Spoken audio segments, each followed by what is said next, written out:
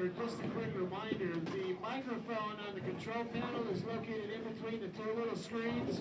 So if you got a towel hanging over it, we can't hear you. So move the towel and then you can talk to us. Thank you.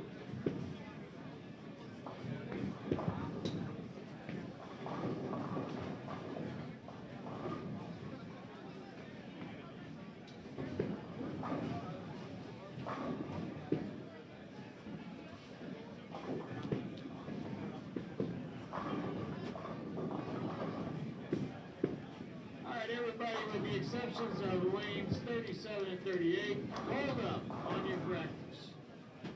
Stop practicing now.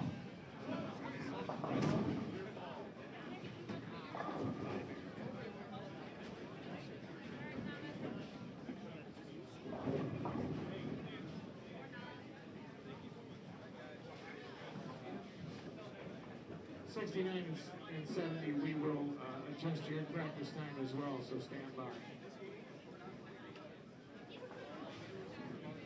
Okay, with the exception of 37, 38, 69, and 70, scorers are up. Everything is ready to go. You may begin tournament play. Good luck. Let's have some fun.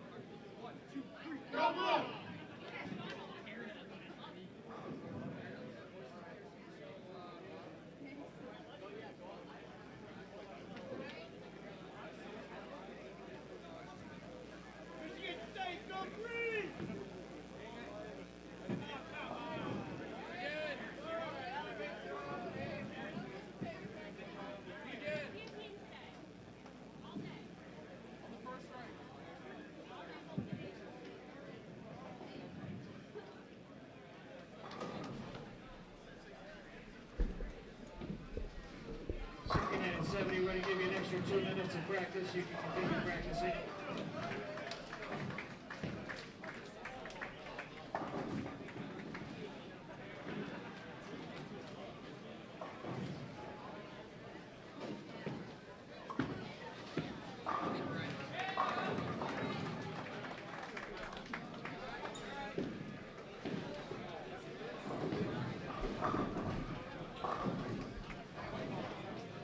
Good morning and welcome to Bowl TV for the 47th annual Hoosier Classic live at Western Bowl in Indianapolis, Indiana, the final Tier 1 of the collegiate season as we prepare for sectionals coming up in just a few weeks. I'm Aaron Smith, part of the USBC communications team, bringing you the action here this week. We'll get you a rundown of the conditions, the lineups for today, the tournament format, and much, much more in just a little bit as we settle into game number 1. We have a battle of Big Ten schools going on here on our feature pairs lanes 71 through 74 in this 80-lane facility. On 71 and 72, we are joined by Indiana University as well as Purdue in a classic rivalry. Over on 73 and 74, Michigan and Michigan State.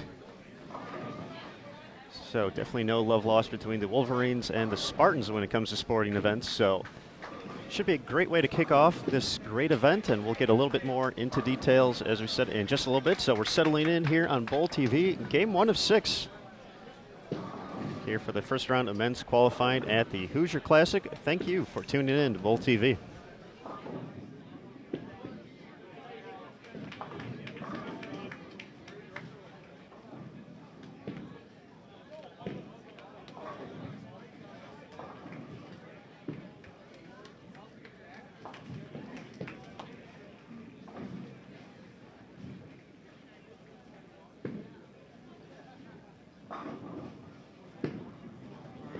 machines 69 and 70, you guys need to hold up on your practice. Please hold up on your practice 69 and 70 so we can reset the machines and you can begin tournament play. Thank you.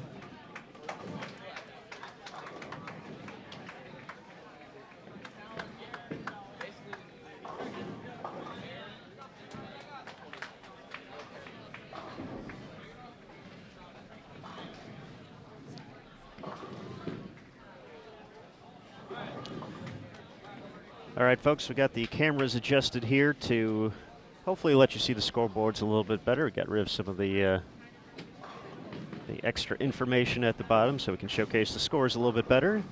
Once again, this is game 1 of 6 for the opening round of men's qualifying here at the 2016 Hoosier Classic.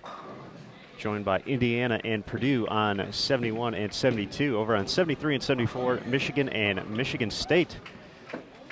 We're here at Western Bowl in Indianapolis, an 80-lane center, one of several large facilities here in the Indianapolis area. It's also going to be home to the Junior Gold Championships in 2016, coming up later this year in July. But for those of you curious for a little bit more about the event and who's going to be coming to our live stream cameras here throughout the day, you can scroll down a little bit and go to the description area. We actually have a link for the men's lane assignments across the entire house, as well as who will be joining us for each of the 6 games here on Bowl TV. Coming up in Game 2, we'll have Calumet College, Wisconsin-Whitewater, Urbana, and William Paterson making their way here to our featured pairs. Description area, you'll find a link to our lane maintenance information for the week. A pretty unique event here, done with the work by Nicholas Hoagland, one of the premier lanemen in the country, and not too bad of a bowler himself, a past Open Championships winner. Had some success here with this Indiana program. But we'll actually have a different pattern for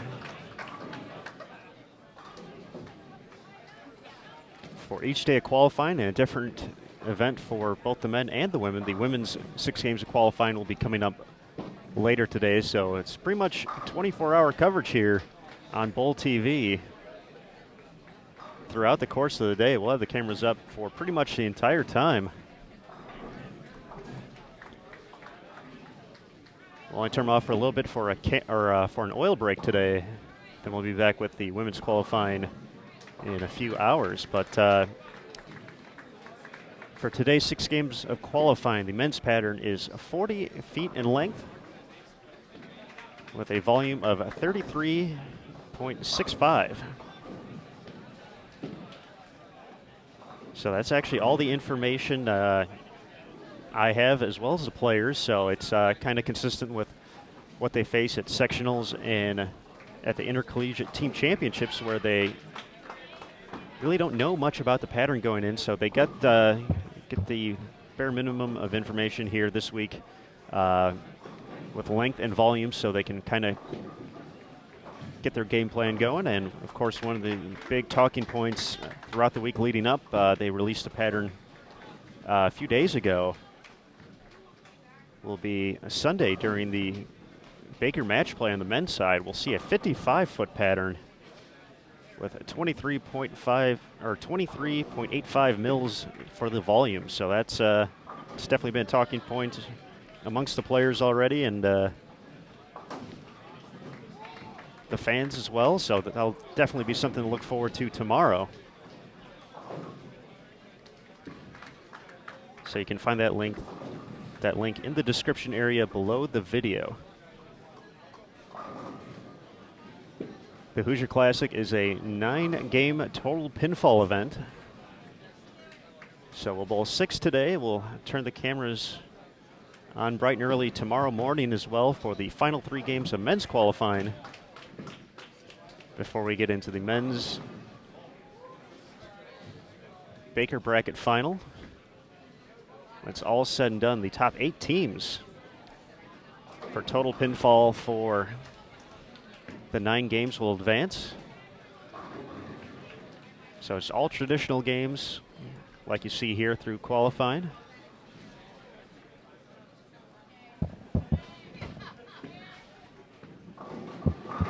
And then the top 8 teams will advance to a Baker bracket. There'll be best 2 out of 3 matches until the championship match, which will be 4 out of 7. They'll work the same way on the women's side. The women's second round of qualifying will coincide with the men's Baker bracket final, so we will not get games 7 through 9 for the ladies this week, so we're bummed about that, but we'll have the finals and we'll know who we're crowning champions at the end of the week, so that's the important part. It's going to be fun to watch and see it transpire. Definitely a big event in the collegiate season, as we mentioned, the final Tier 1 before sectionals coming up in just a few weeks. Most of the sectionals taking place weekend of March 12th.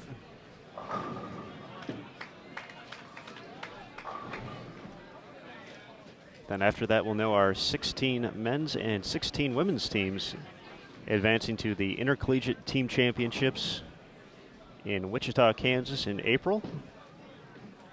We'll also know our individual competitors for the Intercollegiate Singles Championships also taking place at North Rock Lanes in Wichita. That'll all wrap up with a TV show.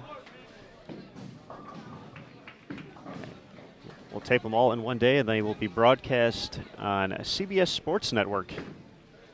So definitely a lot to look forward to. Definitely an exciting time if you're a bowling fan, and I'm going to guess you're a bowling fan here if you're joining us on Bowl TV bright and early on a Saturday morning. It's that due to a recent agreement with the with the USBC and CBS Sports Network, there'll be a television on bowling for 20. Let's try to say that correctly here. We'll have 23 shows on television featuring bowling from all aspects, youth, collegiate, national events, as well as the PWBA Tour. So that was a big announcement a few weeks ago. We're looking forward to having consistent airings Tuesday nights on CBS Sports Network, so be sure to check your local listings for that. Definitely going to be a fun summer to check out bowling, but right now we still got a lot to determine here. Robert Morris, Illinois, the defending men's champion here at the Hoosier Classic. On the women's side, Wichita State has won the last 2 times out.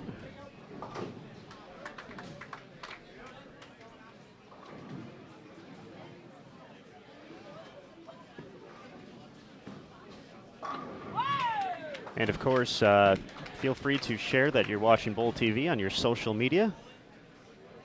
And please follow USBC when you get a chance as well. Sport Bowling is on Facebook at facebook.com/USBC. You can also find us on Twitter at USBC. And of course, be sure to check out bowl.com, your one-stop shop for all information.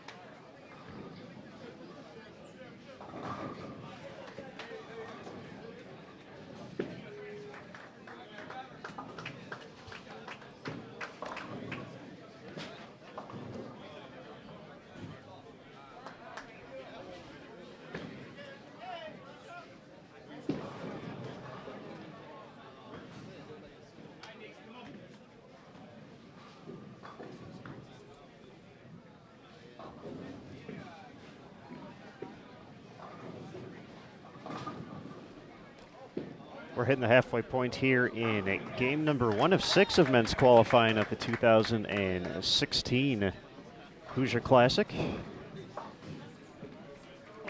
Indiana and Purdue are on 71 and 72. Michigan and Michigan State 73 and 74. So a few Big Ten teams kicking things off for us here. Teams aren't necessarily competing against each other. It's about the total pinfall for the entire 9 games of qualifying, but I'm sure there's a little bit of school pride on the line here for both of these historic rivals. Hey, welcome to Gary Brown joining us bright and early.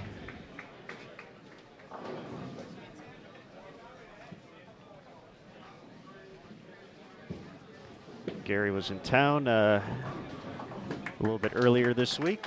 He's the managing director of the International Bowling Campus Youth Development Team. Gary, along with Zach Barton, out in the field here scouting locations for the upcoming Junior Gold Championships. Gary, of course, very involved with the collegiate bowling as well. That's kind of his thing. He's a former collegiate standout in his own right way back in the day. We don't have to mention years, Gary, but a very cool event here and definitely a big part of the weekend here at the Hoosier Classic. It's a chance to see a lot of former folks from the Indiana bowling program throughout the years kind of reunite for this. A lot of them volunteer their time to help make this event great.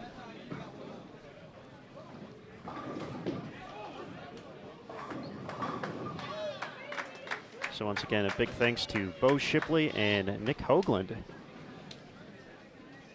for their continued work with this event to make it one of the premier events in the collegiate bowling season. Of course, a final run to get teams possibly into the sectional field. The good finish here might be able to push them into the field of 64.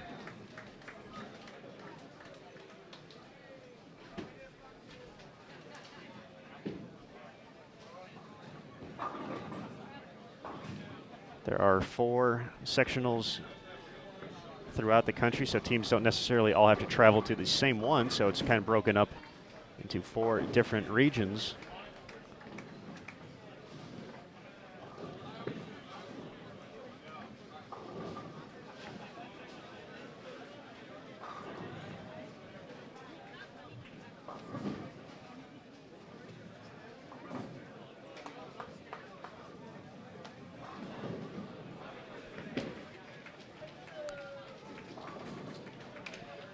Sectionals this year will be held in Stratford, New Jersey, Las Vegas, Addison, Illinois, and Smyrna, Tennessee. Once again, the teams advancing, as well as the individuals advancing out of those events, will make their way to Wichita in April for the 2016 Intercollegiate Team and Singles Championships.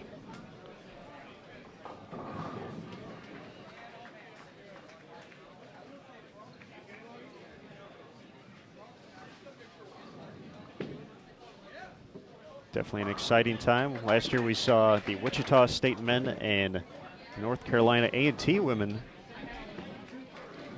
bring home national titles in the team portion. Michael Tang of San Jose State and Emily Eckhoff of Hastings won the Intercollegiate Singles Championships titles in 2015. Both will have the opportunity to defend their title if they're able to make it through sectionals.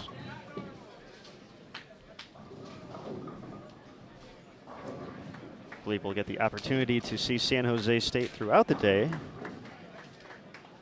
Looks like they'll be joining us in game number 5, so definitely get to see some of the top programs throughout the country make their way to our featured pairs. As we mentioned, Wichita State, our defending ITC champion, will be here in Game 3.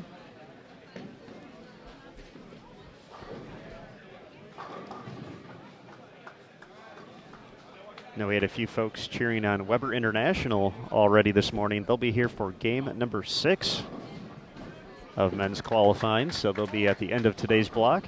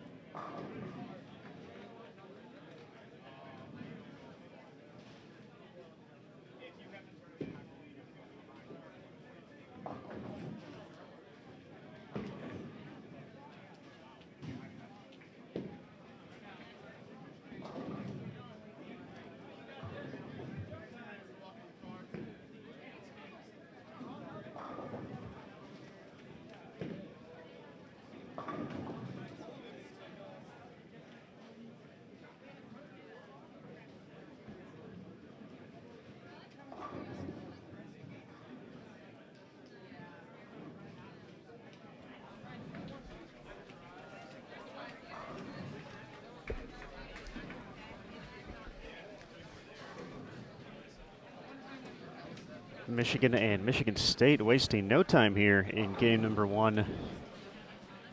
Just about wrapped up with the 9th frame.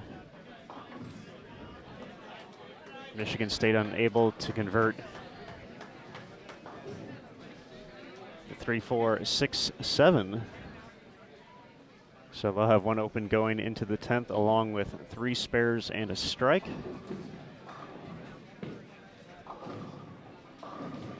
Michigan looking to clean up the 3-6.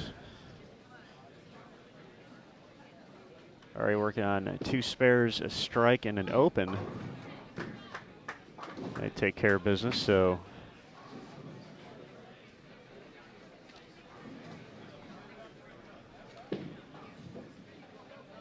we wrap up that match, or that game, I should say. I'll be sure to get you the final totals. I know it's a little tough to see on the screen, but 782 for Michigan State right now, 726 for the Wolverines of Michigan. Perhaps bowling so quickly to take advantage of this balmy February day in Indiana.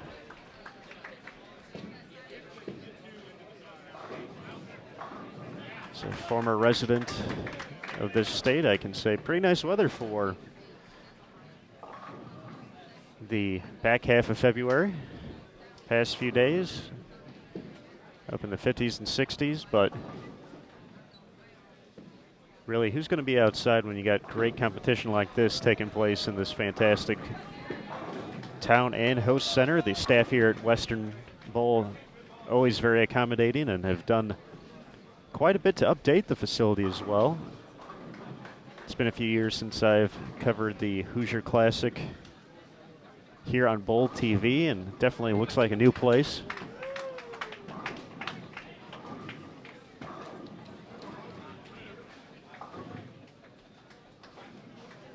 Certainly know they're looking forward to seeing who wins here this week, as well as host and be a part of the Junior Gold Championships in July. Really a great job by them, and of course Nick Hoagland, Bo Shipley, and their staff as well, working to get this collegiate event going, and one of the top events that these kids look forward to each and every year.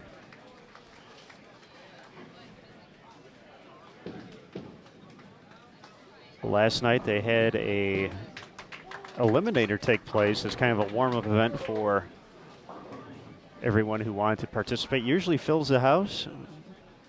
It's open to high school and collegiate bowlers, so an opportunity for the next generation looking to make that next step, kind of get a feel of how they compare against the field.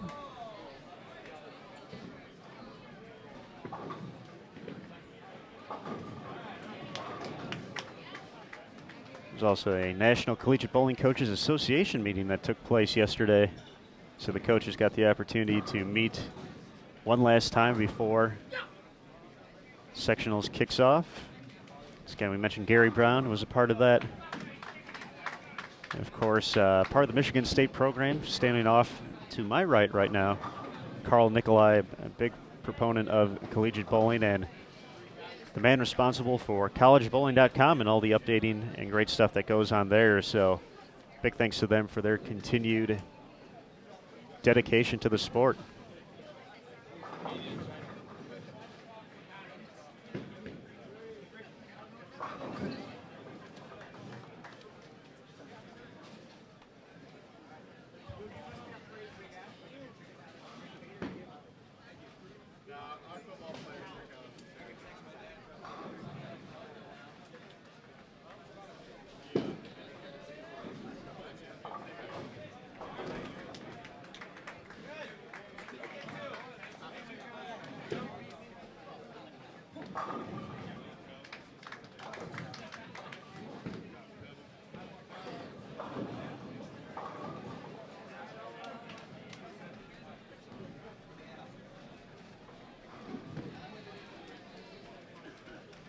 Nice eighth frame by the Boilermakers. over on lane 71. All 5 players striking to set up the foundation frame. Their leadoff bowler working on 4 consecutive strikes when he gets up on 72 for the 9th frame.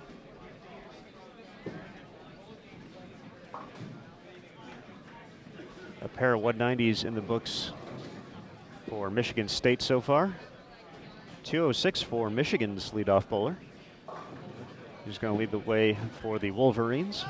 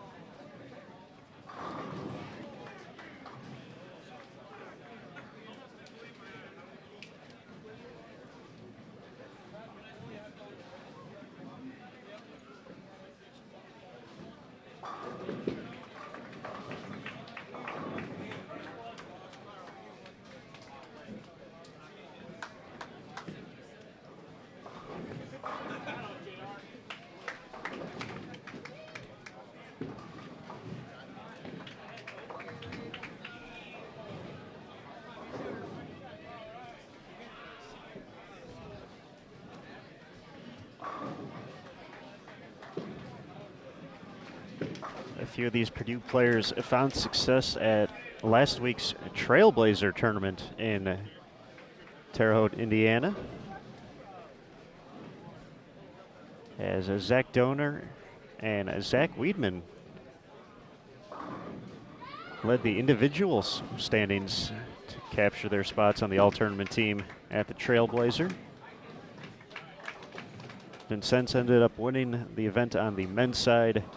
Calumet College took home the title on the women's. You can read about that more on bowl.com. Be sure to check out the Collegiate Ticker, posted every Wednesday, although this might have been the last Wednesday we had the ticker up. I know the Hoosier Classic is going to get some coverage in its own right on bowl.com. So be sure to check that out much, much, much later today.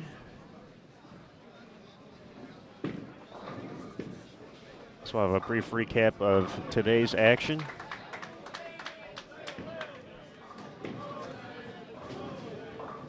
And for those of you who want to follow scores throughout the week, you'll actually want to go to Facebook and go ahead and like the Hoosier Classic.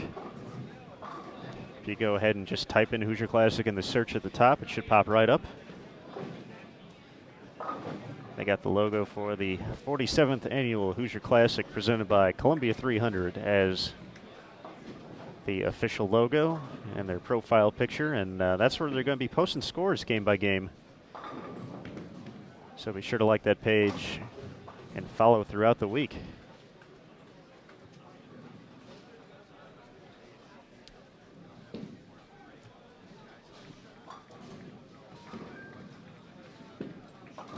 Michigan State in the books with a 9:06 to wrap up game one.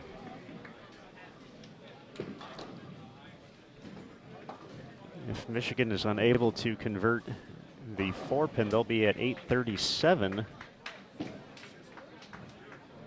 No problem on the spare, so they can max out now 8:48 with a strike on the fill ball.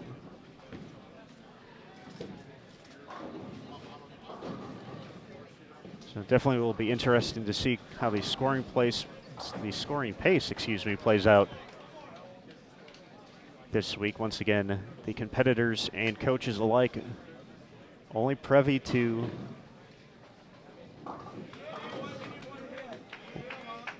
pattern distance as well as the volume of the pattern. So didn't get to see a graph, didn't get to see ratios or anything like that. So they got to use their 15 minutes of practice to really find out what they need to attack this early on. So 8:48 for Michigan Wolverines, the Michigan State Spartans, 9:06. So we're all done on 73 and 74. Still have the 9th and 10th frames to go here on 71 and 72.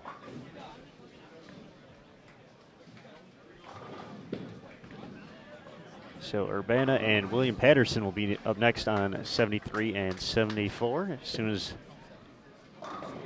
both of those teams finish up game one, they'll make their way over.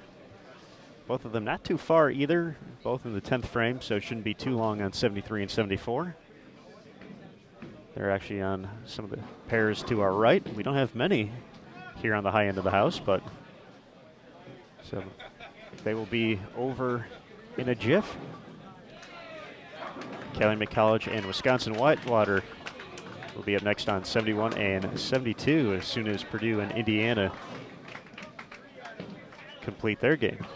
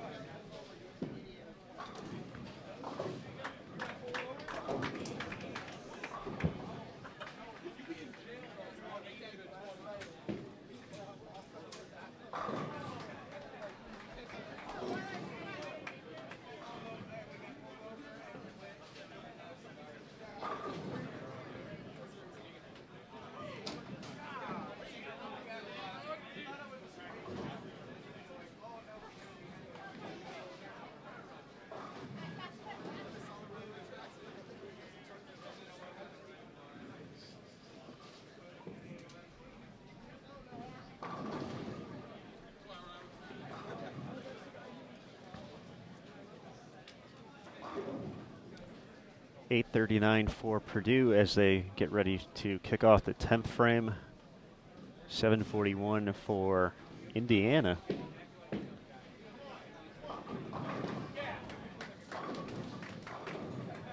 And Purdue's leadoff man looking at back-to-back opens after putting together a four-bagger in the middle of the game.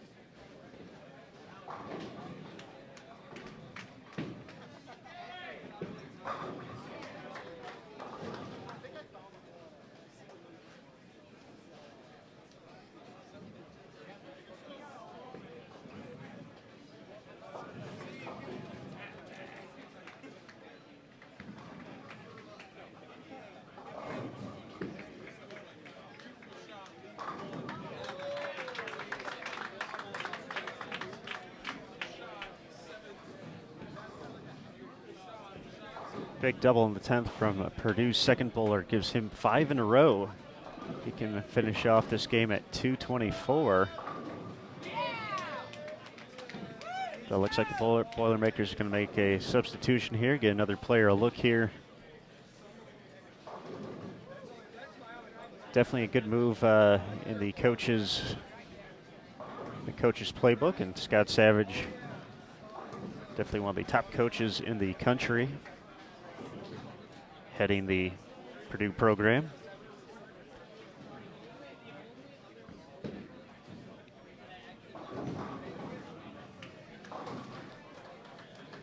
Substitutions can be made throughout the game. However, once a player is taken out, they cannot return to the game until the following game starts. So that's the only trick with that. So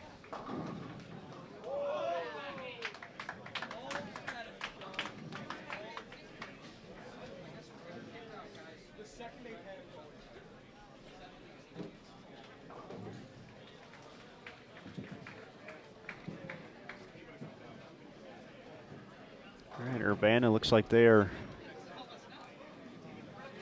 all done and moving their stuff over to lane 73 and 74.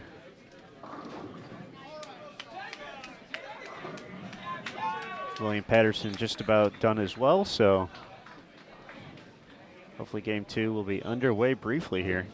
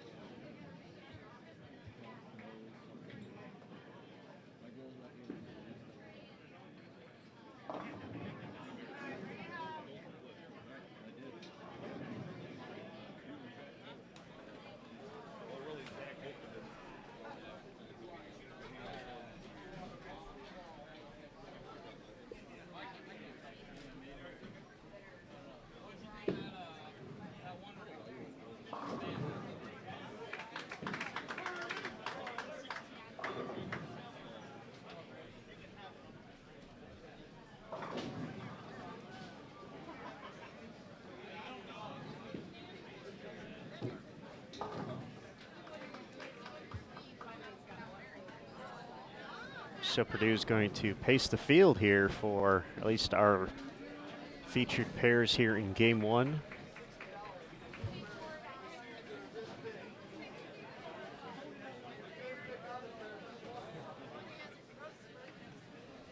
Can still crack 1,000 if they're able to put together a few doubles here.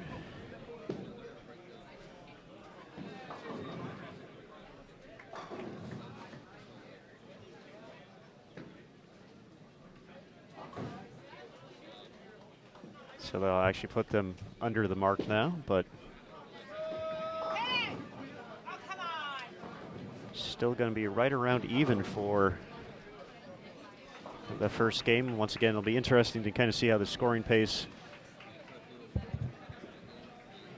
plays out.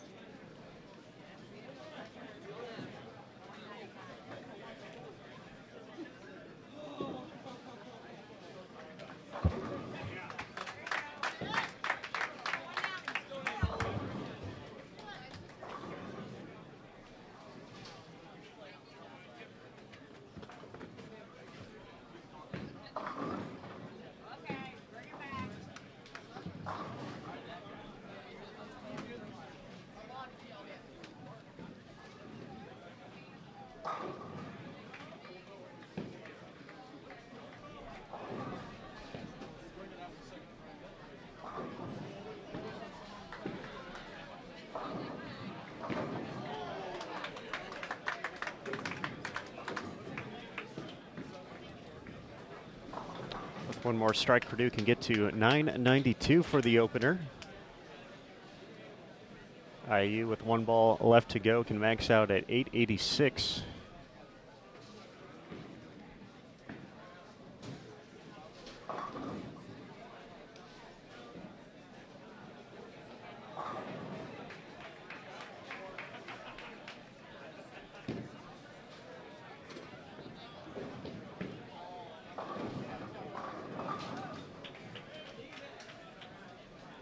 .884 in the books for the Hoosiers. Final shot for Purdue will put them at 991. So that's going to conclude things here in game number 1. Here at the 2016 Hoosier Classic, Calumet and Wisconsin-Whitewater along with Urbana and William Paterson coming up next here on Bowl TV.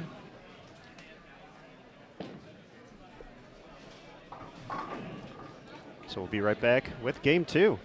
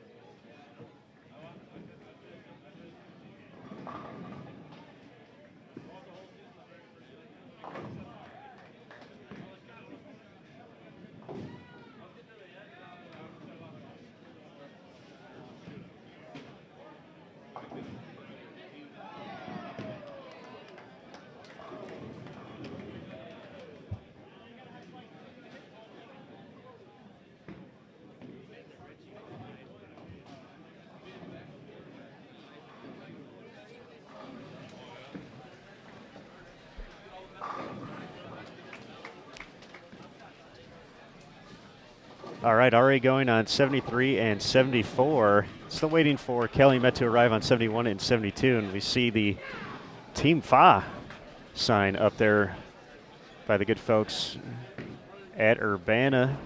Of course, they're referring to Graham Fa, a past member, a graduated member of the Urbana University program, to help lead the Blue Knights to an ITC championship round appearance back in 2014. It was the first trip Urbana had ever made to the ITC finals. They ended up falling to Lindenwood in the championship match, but Graham had a very memorable tournament there, including throwing a double in the 10th frame to make the TV show.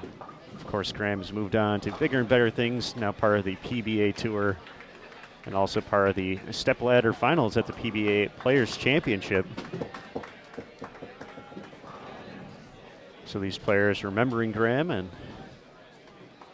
wishing him the best of luck, and he's moved on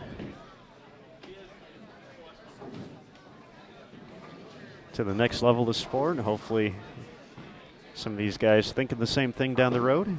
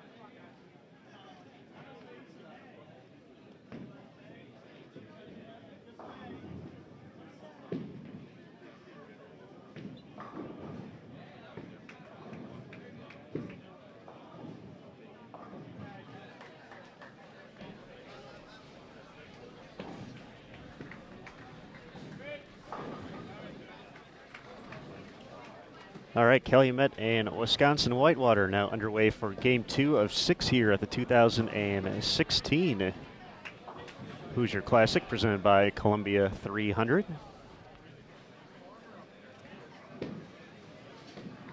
Urbana and William Paterson just about done with the second frame, so moving along quickly on 73 and 74. Once again, for scores, be sure to check out the Hoosier Classic Facebook page. If you haven't liked it already, just go to the search in Facebook and go ahead and click on the Hoosier Classic link. That'll take you right there.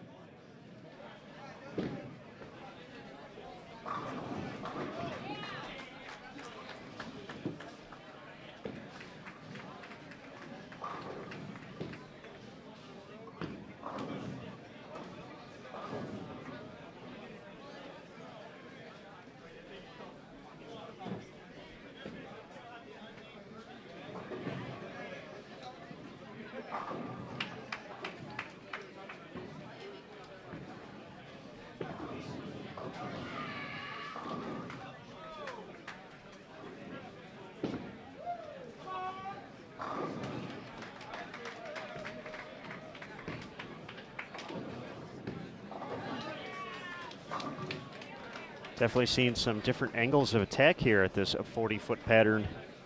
Once again, with a higher amount of volume, north of 33 mils.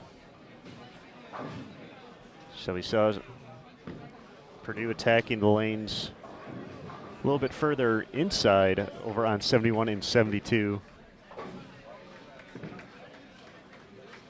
A few of them already getting into fourth arrow. We can look at Calumet playing much further outside.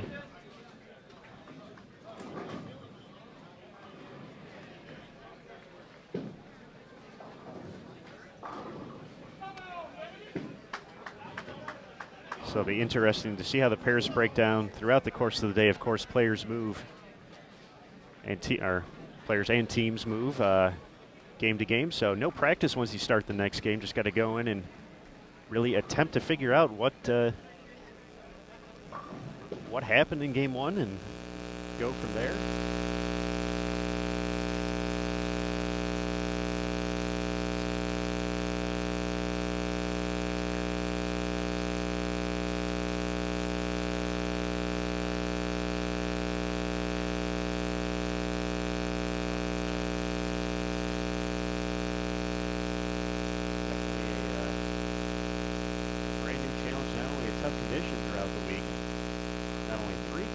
Tough conditions throughout the week, but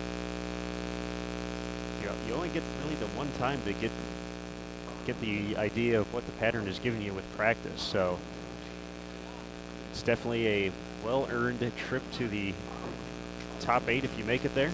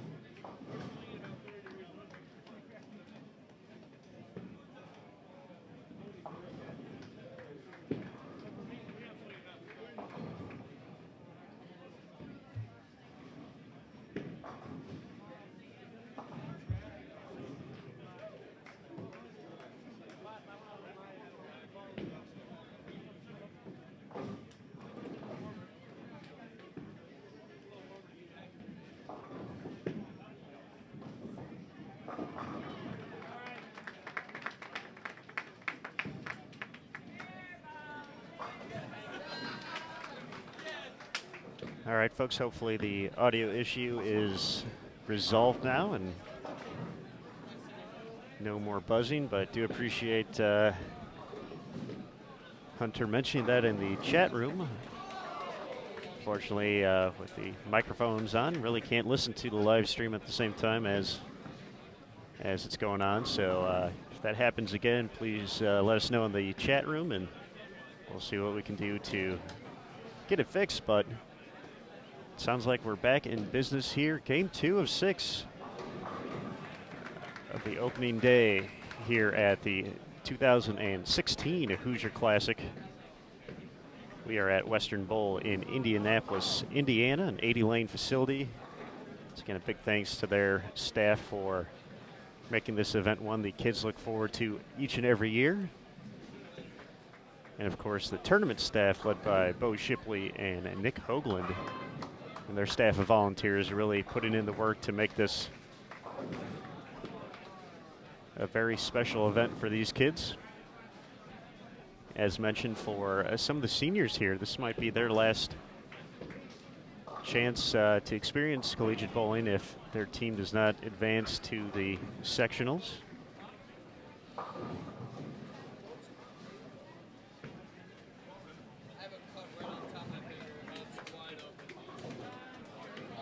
Of course, also a big thanks to H2M Management for their continued support of the Hoosier Classic.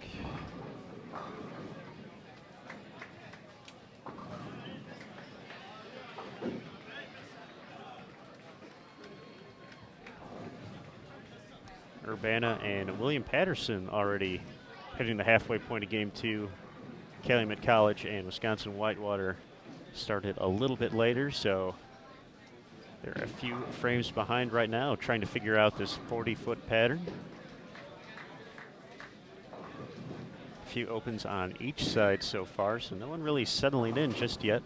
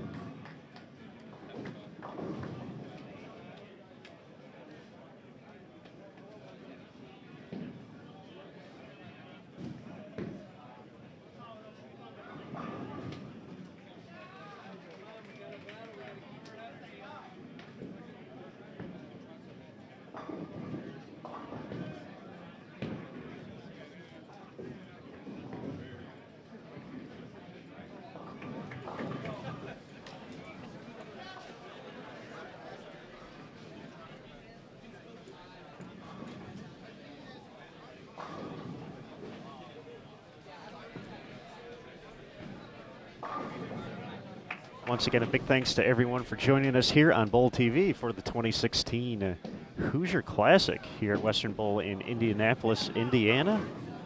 We appreciate you taking some time out of your weekend to watch these student athletes compete in one of the top events in the USBC Collegiate season.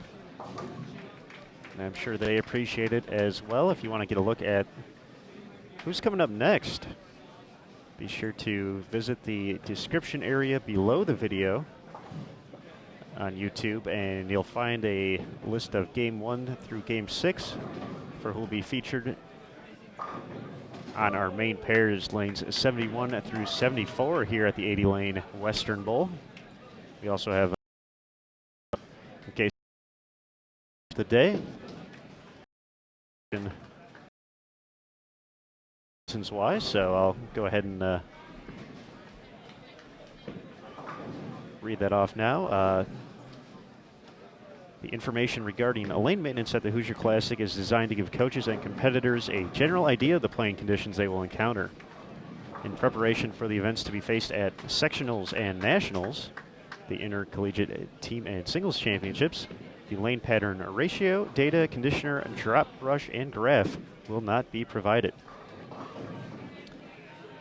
So the only information these teams and players and coaches received prior to making their way to Indy, they knew the surface they were going to be on here at Western Bowl. It's Brunswick Pro Anvil Lane. They knew the type of machine laying down the oil. One of two Kegel Flex machines here. And they knew the length and the volume of the pattern. Once again, it'll be different for each event, or each day, I should say, as well as going into the Baker bracket finals for both the men and the women. So for the men today, for their 6 games, 40 feet is the length, 33.65 mils is the volume. For the women later today, they'll be at 40 feet as well, but they'll have less volume. They'll be at 25.6 mils. So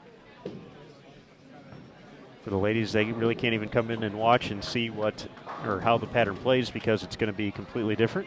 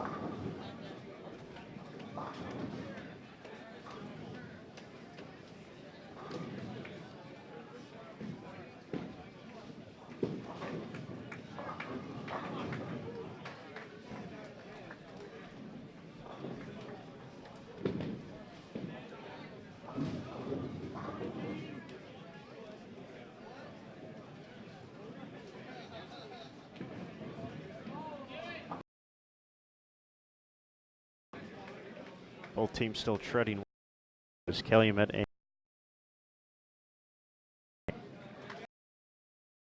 the country.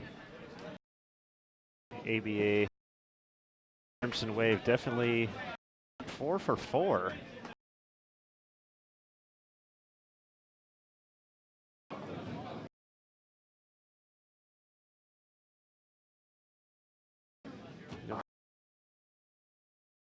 And 10th frame could certainly turn that around and get these teams going.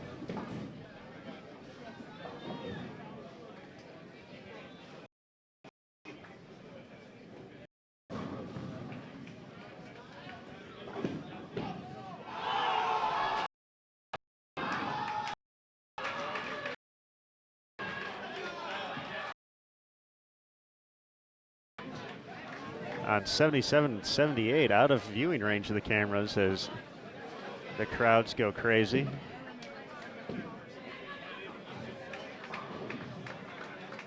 Not sure what it was, but I see an 8 split conversion up there, so we can make our best guess. Maybe a 7-10, maybe 8-10, 4-6. It's enough to kind of put everyone into pandemonium, so definitely exciting. We'll see if news makes its way over here at some point.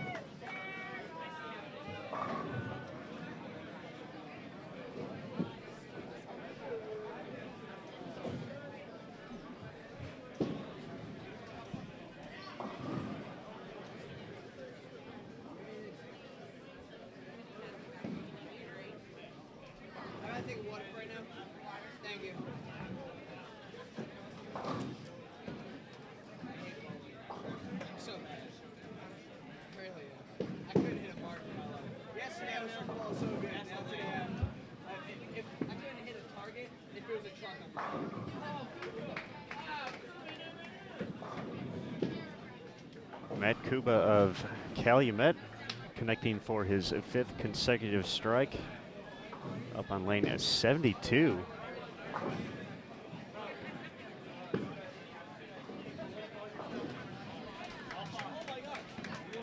Really the only player getting it going on either pair here in game 2.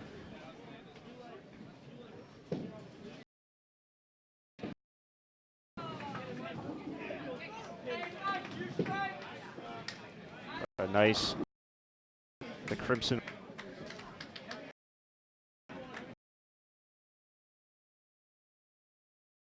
We're actually all done on the rest of the high end, so they're pulling it pretty quickly over there.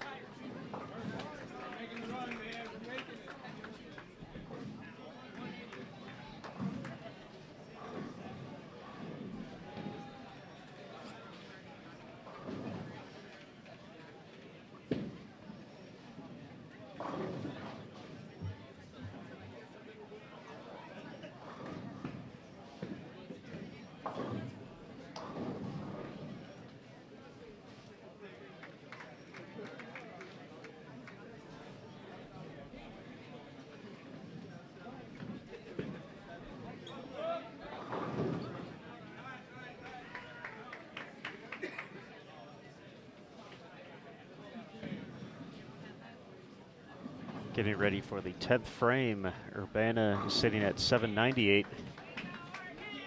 William Paterson at 744. Urbana has 2 opens. They also have 2 players working on doubles going into the 10th. For William Paterson, 1 open and 1 player working on a single strike.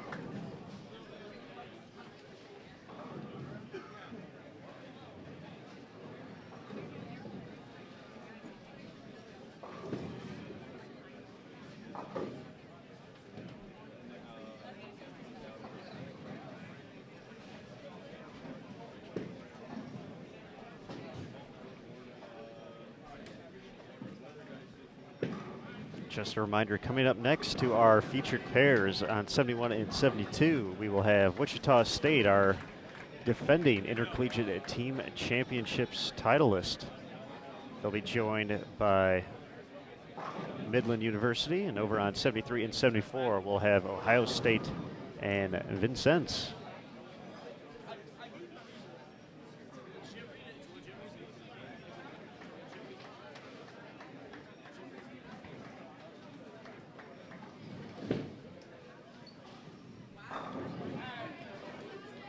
But right now, still unfinished business on 73 and 4 as Urbana and William Paterson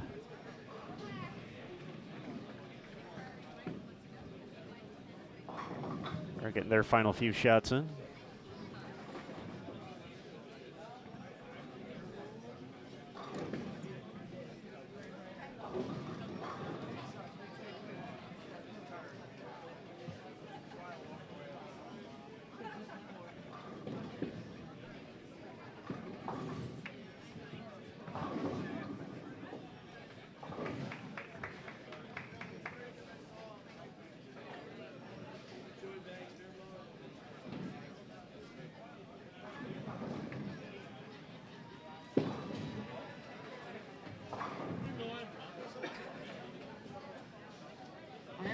Announcement from the tournament director: only 8 bowlers and 2 coaches are allowed in the bowling area. If you are not on the roster, you are not allowed to be on the in the bowling area by the approaches. Please get back away from the approaches. Only 8 players per team and 2 coaches. Thank you.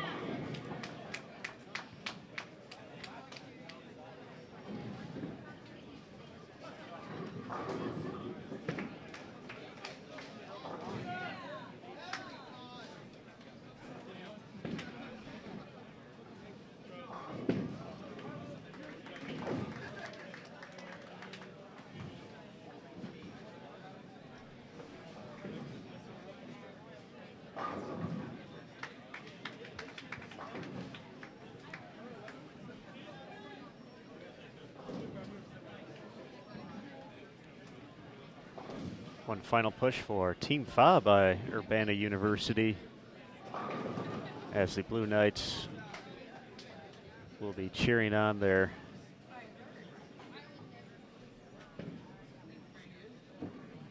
former teammate. As he competes at the PBA, his first PBA title tomorrow on ESPN. So definitely plenty of bowling options to choose from this weekend, and we appreciate your time with me. That's definitely going to be some long days here at the Hoosier Classic, but we wouldn't have it any other way. Good to hear from you, sir.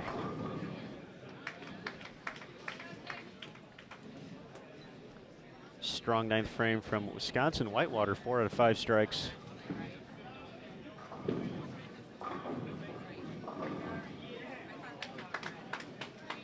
For them to set up the 10th, they're at 713.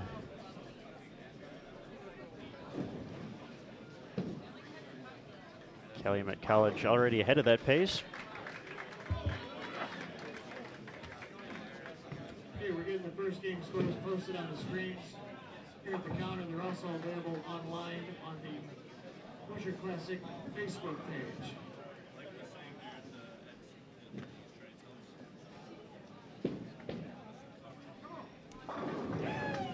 All right, you may have heard we have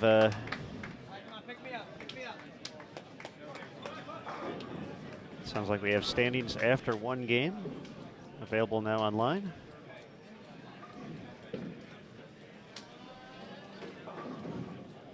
So be sure to check out the Hoosier Classic page on Facebook.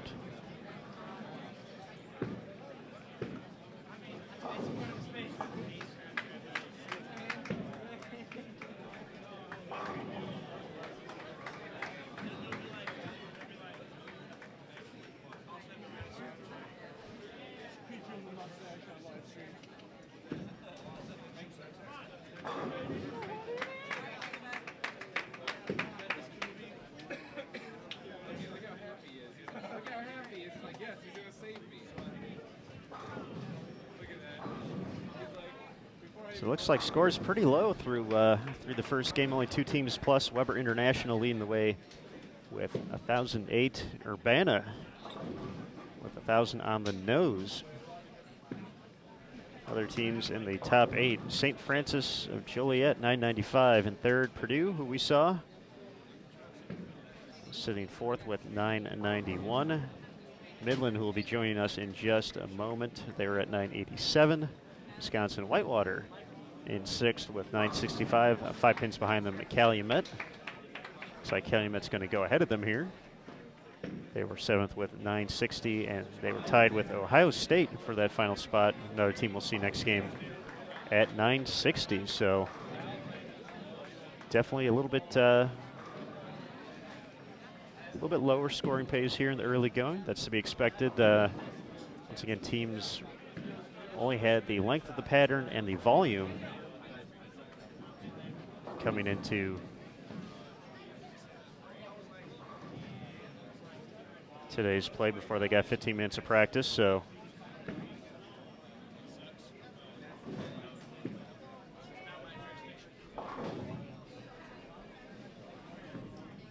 final shots from Urbana and William Paterson coming up.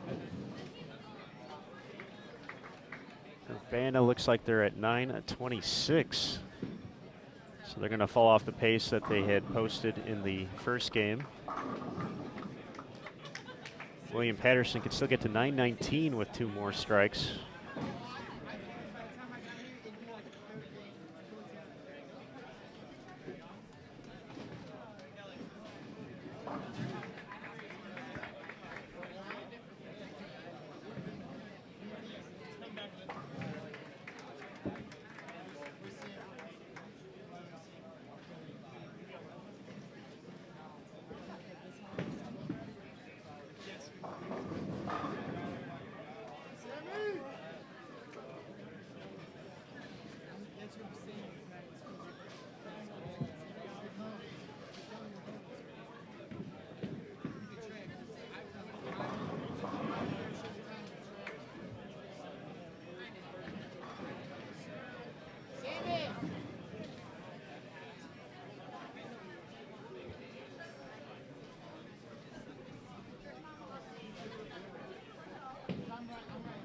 Calumet and Whitewater just kicking off the 10th.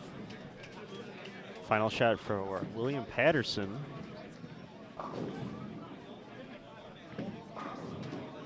Gets them to 917. Once again, 926 for Urbana. So wraps up game 2 over there. They'll be moving on for game 3.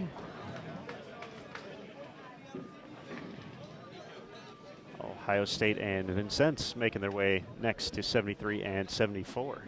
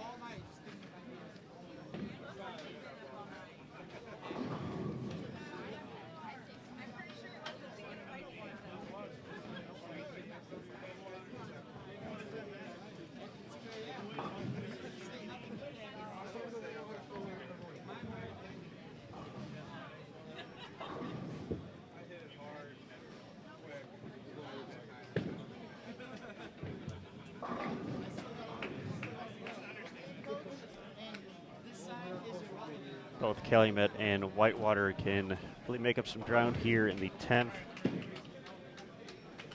All competitors working on strikes from here on out, and the ever popular 4-9-10 to kick things off for Wisconsin-Whitewater.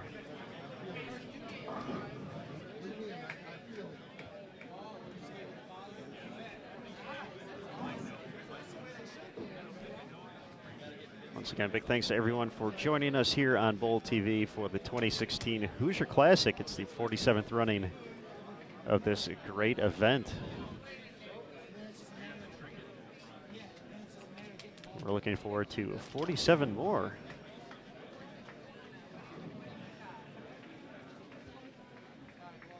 And if it's up to the likes of Bo Shipley and Nick Hoagland, part of the tournament staff here,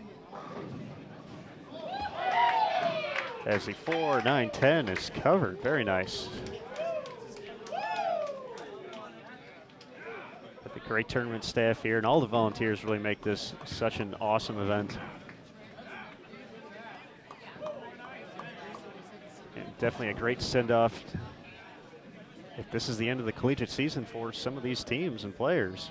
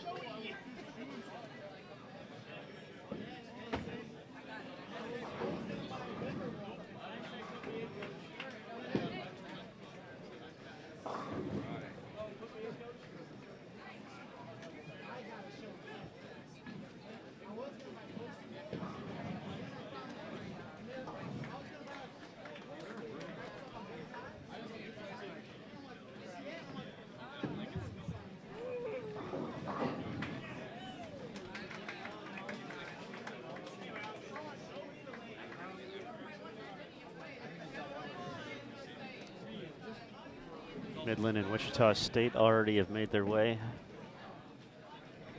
behind the lanes here, so they'll be all set to go once Calumet and Wisconsin-Whitewater finish up.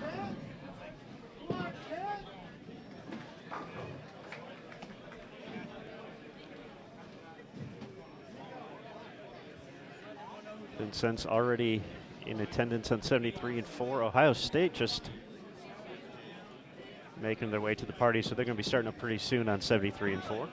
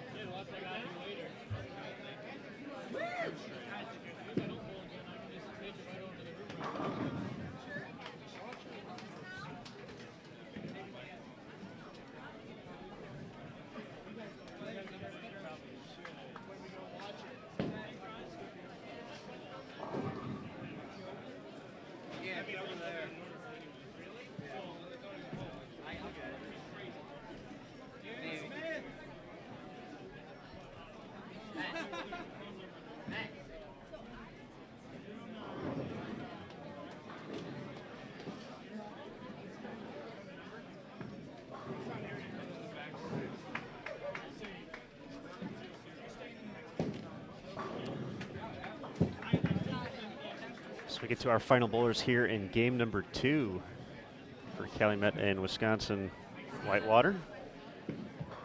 Question about where you can find the current standings. You actually have to go to Facebook to find those today, so go to the official page of the Hoosier Classic. We'll actually go ahead and see about adding that link in here.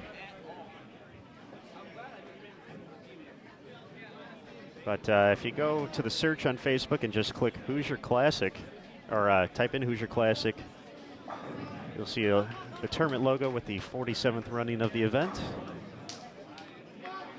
And they're actually posting the standings on there, so that's the place to see them, folks.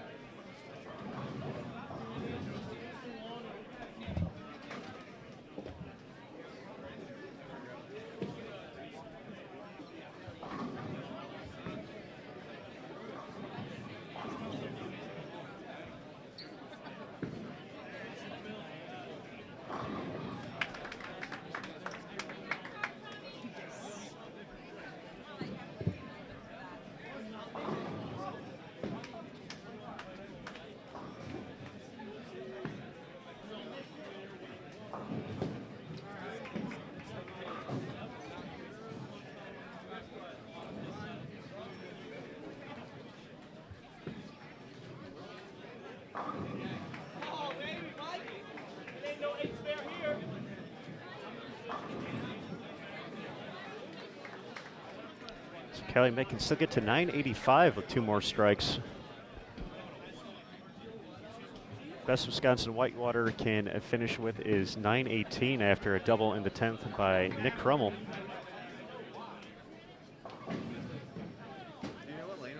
So they're definitely going to swap in the standings.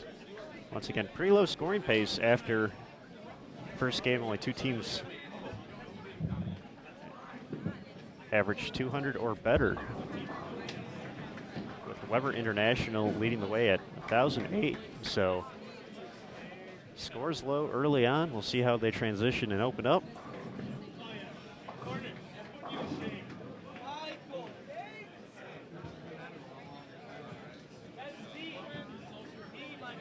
So 917 the official tally for Wisconsin and Whitewater.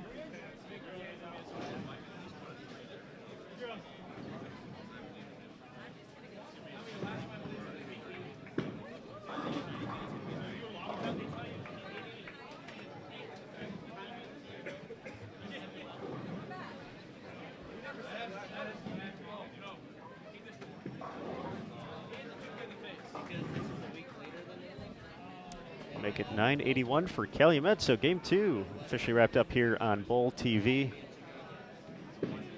So Michael Davidson leads the way with a 2:31 effort for Calumet.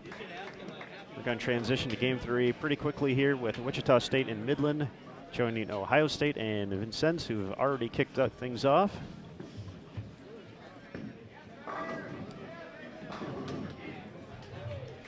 So big thanks again to everyone for tuning in. We'll have 6 games of men's qualifying, so we're just about to the halfway point. And then 6 games of women's qualifying after we re-oil the lanes after this block. So bowling all day here on Bowl TV. Don't go too far. Be sure to check things out. If you want to get a lineup of the women's teams who will be competing later today. So we had a question in the chat about that. You can actually go to the event on Facebook. In the search, if you click, want to type 2016 Hoosier Classic Round 1 Women. That'll actually have the lineups. Now there's a question about McKendree. They'll actually be up in Game 5, so they'll be on much later today on the women's side. But we have all 6 games up there ready to go, so be sure to check that out as well. You'll see when your favorite school is joining us on Bowl TV.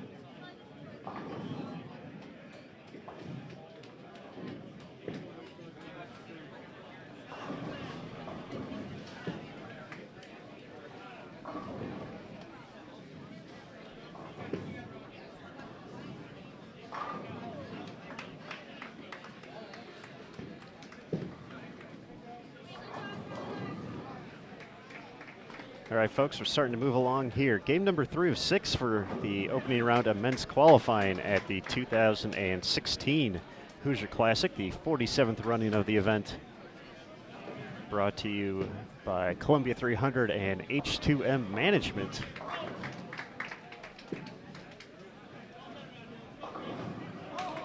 We are at Western Bowl in Indianapolis. Fantastic 80-lane center. We're behind lanes 71 through 74, so we're on the very high end of the facility. So we're in our own little world, if you will. Right now we're joined by Wichita State and Midland on 71 and 72. Wichita State looking pretty comfortable so far. I knew they had some struggles in game 1, did not break 900 as a team, but off to a strong start in the early going here. Just one open and quite a few strikes by this star-studded lineup. It's actually a rematch of the 2015 Intercollegiate Team Championships. Wichita State ended up defeating Midland at 3-0 to add another trophy to their mantle. For Midland, their first trip to the ITC final on the men's side.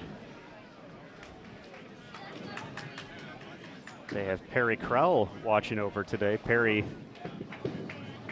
former star and first team All-American at Midland.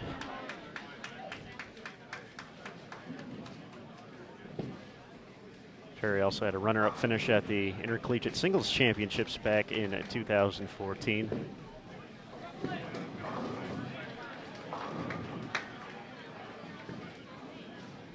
Over on 73 and 74. A little bit further ahead than 71 and 72, Ohio State and Vincennes. Joining Bowl TV.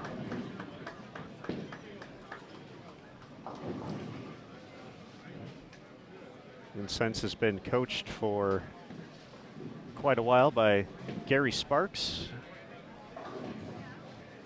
Very well known coach in the collegiate game and across the country as well. He's had quite a few big names go through his program throughout the years.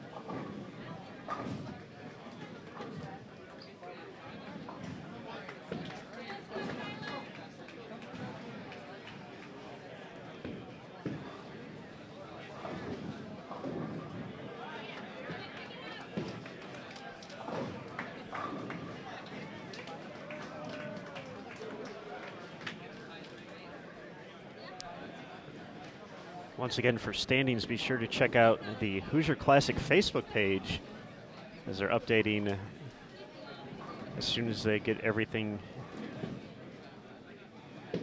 confirmed and good to go.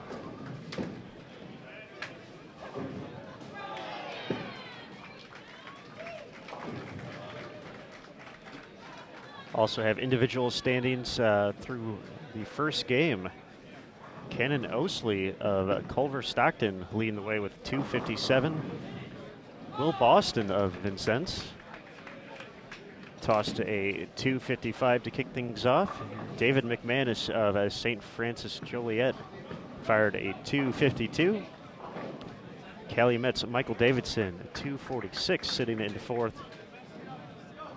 And SUNY Stony Brook's Yusuf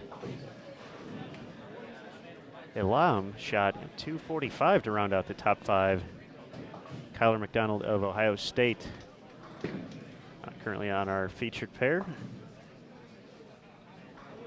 Sitting in sixth with 244. Zach Hattori from San Jose State, sitting in seventh with 242. Highlands Thomas Rotello sitting in eighth with 240. Weber's Nate Garcia, 236 in ninth. And Kenny DeGraff rounds out the early top 10 in the individual standings. Kenny coming from Siena Heights. Finished game one with 235.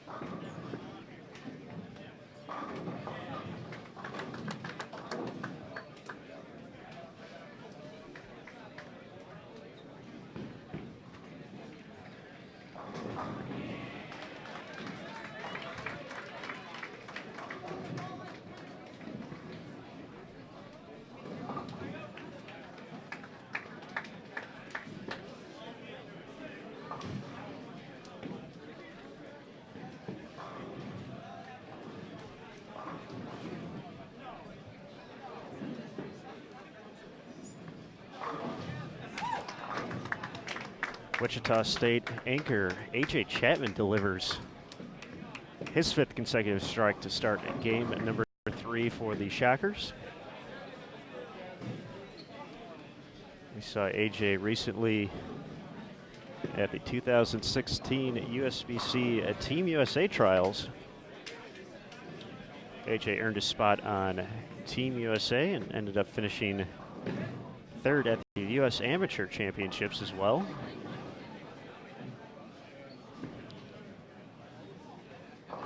Team USA and Wichita State go hand in hand. Got a few members.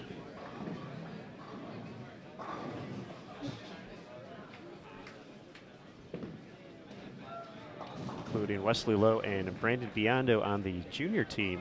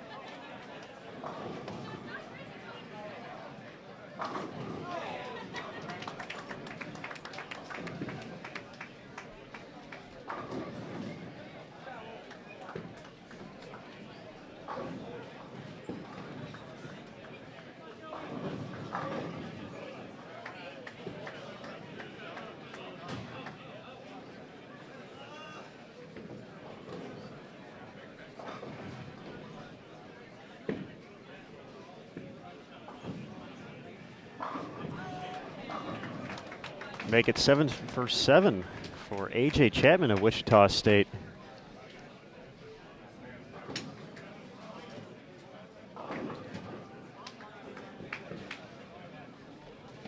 He and Tyler Cruz are putting on a clinic right now on 71 and 72. Just one miss between the two of them through 7 frames.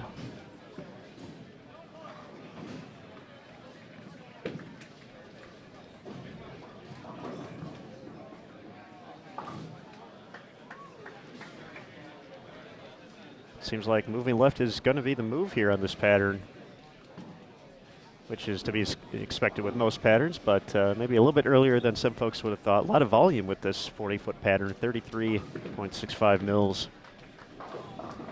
So throughout the course of the day so far, we saw Purdue get into 4th arrow during the first game.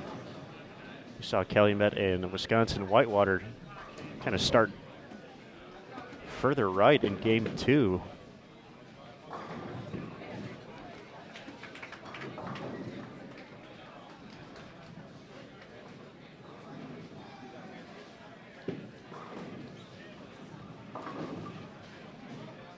Wichita State striking at will, getting pretty far inside here in game 3. So once again, we're only at the halfway point of this block. Still 3 more games to go before we re-oil and the ladies come out and bowl their 6 games of qualifying for the day.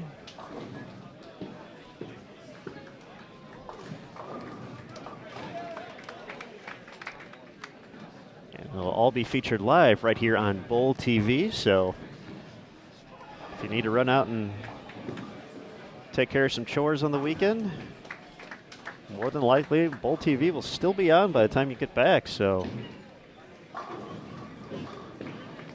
definitely some long, crazy days here at the Hoosier, but we wouldn't have it any other way, showcasing some of the top USBC collegiate programs in the country. The final big event before sectionals takes place the weekend of March 12th and 13th in one of 4 destinations across the United States. Sectionals this year are taking place in Stratford, New Jersey, Las Vegas, Edison, Illinois, and Smyrna, Tennessee. Teams who advance out of sectionals will make their way to the 2016 Intercollegiate Team and Singles Championships, which will be taking place at North Rock Lanes in Wichita, Kansas for the 2nd consecutive year.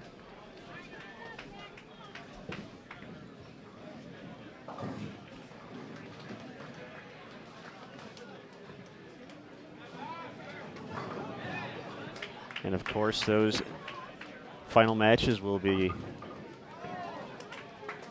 taped for broadcast and will be shown on CBS Sports Network throughout the summer, so definitely exciting time in collegiate bowling coming up here in the next few weeks.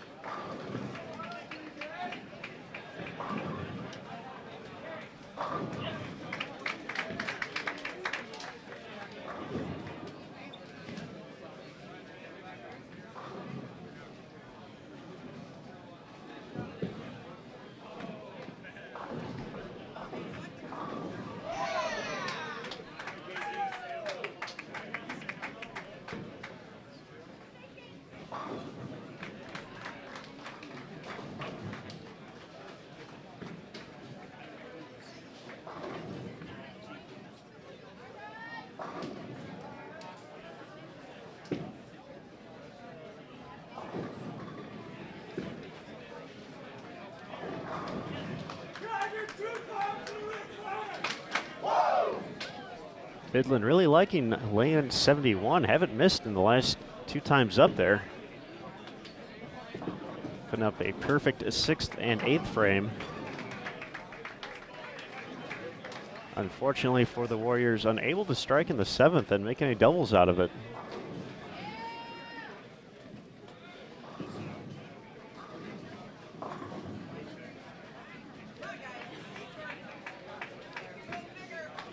Midland is led by Nick Pate, their anchor bowler, who is named the most outstanding player of the 2015 Intercollegiate Team Championships, helping lead Midland to their first men's ITC championship round.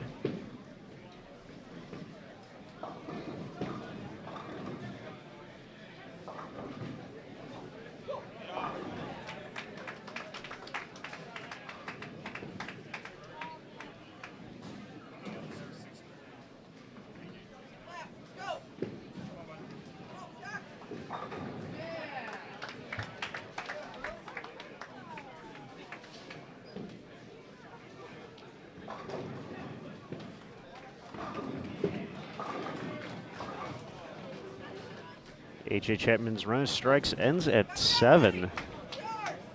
So he leaves the 4-7-9, runs a little bit high in the 8th frame.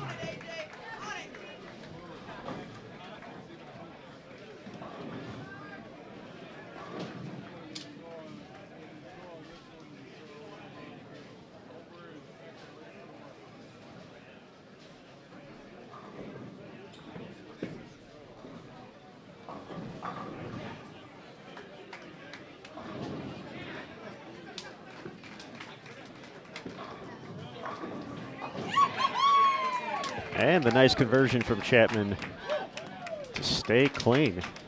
Still has a shot at 277 this game.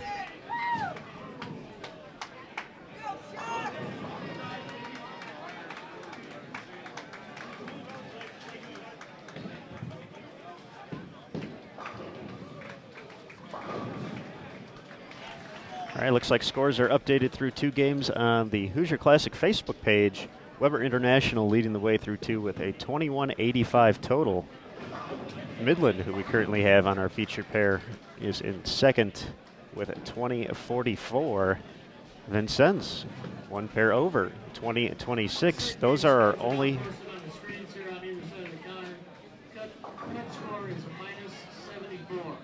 All right, we heard the announcement over the intercom as well that scores are updated. So you mentioned Vincennes in third at 20-26. Those are the only 3 teams plus so far on the men's side. Sitting in fourth, Lindenwood at 19-72. Calumet is in fifth with 19-41. Newman in sixth, 19-35. McKendree in seventh, 19-34. And Purdue sitting in eighth place with 19-26. They're actually tied with Urbana at 19-26 for what would be the final spot in the Baker bracket. Obviously a long way to go, but there is your top 9 technically, but top 8 overall scores so far through 2 games.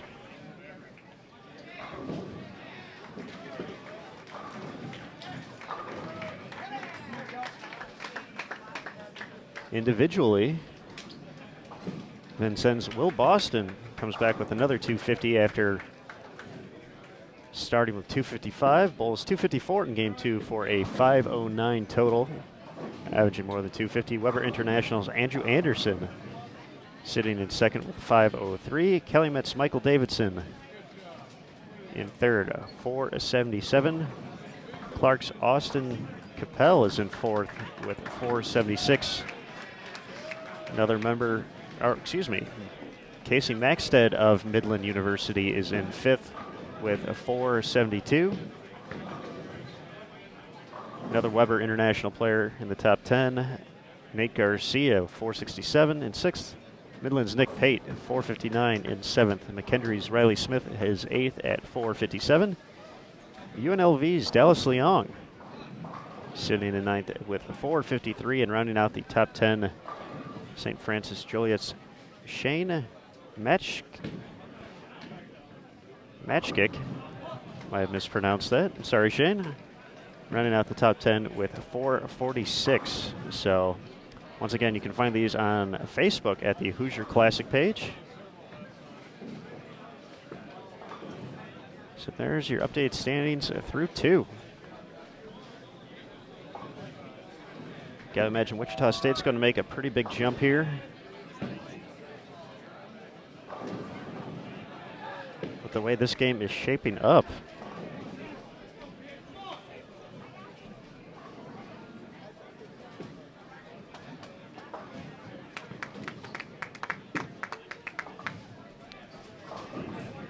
After a rough first game, Wichita State did not crack 900. They were at 899. Moved up all the way into 11th with a 19-22 for their 2-game total. So they were in the plus in game 2 and definitely going to be in the plus here in game 3. So quickly moving up the ladder are the Shockers.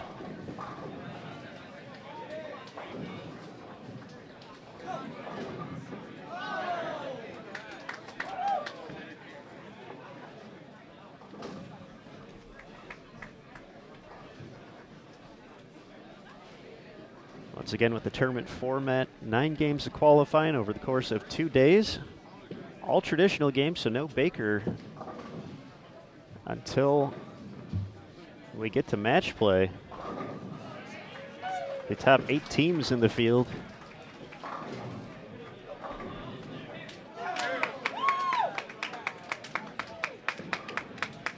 And we have 78 teams on the men's side, so that's just how packed this Western Bowl is at the moment. Using all but one pair of lanes, but yes, when all 9 games are done, the top 8 teams will advance to a bracket Baker match play event. So then it's anybody's ball game. Just making it to the top 8 is kind of the goal. So everything resets, and it's just you're seeded based off your qualifying total. And then it transitions to Baker. So definitely exciting up-tempo pace the Baker bracket will be. The first few rounds will be best 2 out of 3 before we get to the championship round, which will be best of 7. So first team to win 4 will hoist the trophy here at the Hoosier Classic in 2016. Robert Morris, Illinois, had the honor in 2015 to do so on the men's side. We'll actually be seeing them in a few games. I believe they're up in game 5. We'll have them up on 73 and 74. And definitely one of the cool things they do here at the event, or at least in the past few years, and you can see it throughout the house and of course on our feature pair here, is that the winning teams get to decorate a masking unit panel for the next year. So you can see it with the 2015 RMU Eagles, as well as a little bit tougher to see, but it's Wichita State on the other side for the women's champions. So it's signed by all the players, and pretty cool. Once again, it's been done the past few years at the event, so they're up all throughout the house.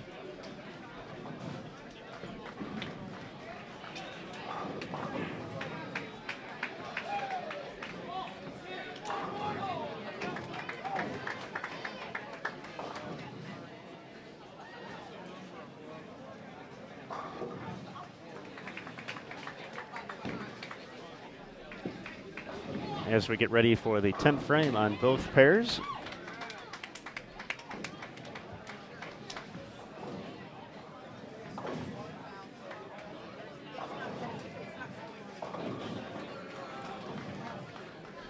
Just a reminder that you can find teams that you're looking for throughout the course of the event. We have the lane assignments listed in the description area below the video. So I see a question about McKendree.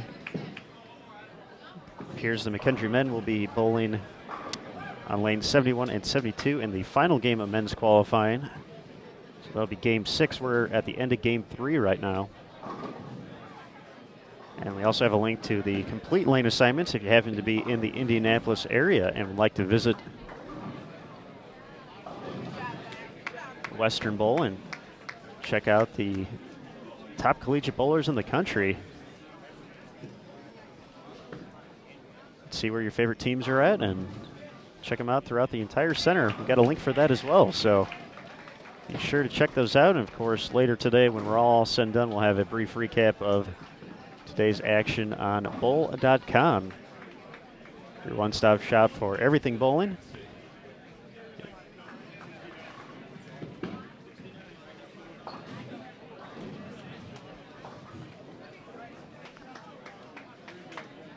And if you're tuning in to Bowl TV at any point, feel free to share on your social media as well that you're watching the Hoosier Classic, hashtag Bowl TV. Get the word out. Of course, if you'd like to follow the USBC on social media as well, Sport Bowling's on Facebook at facebook.com/USBC. We're also on Twitter at USBC.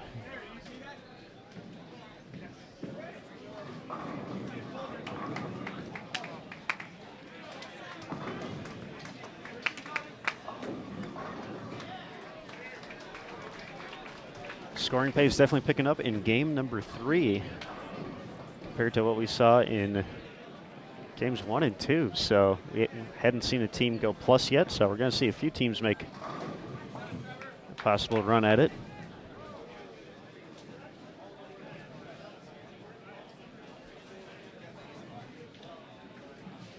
A few players struggling from Ohio State and Vincennes. So Vincennes currently at 8 of 43 with one bowler done in the 10th. Ohio State's at 790, looking to convert the single pin spare, and they do so.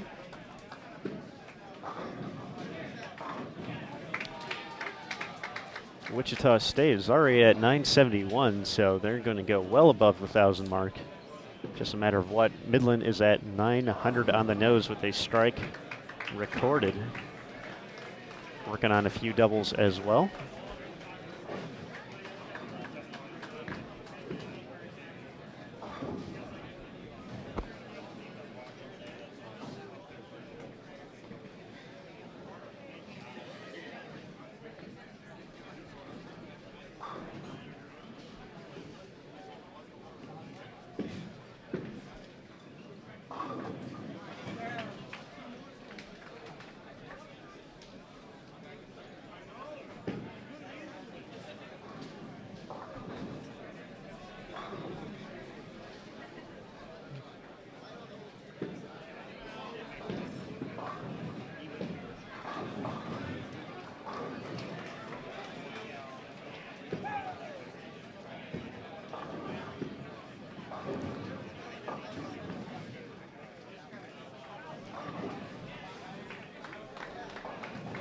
Just a reminder to everybody, Game 4 will be coming up next.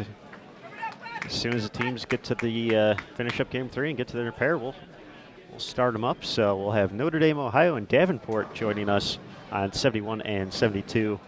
Ball State and Marian will be on 73 and 74. A few local schools here,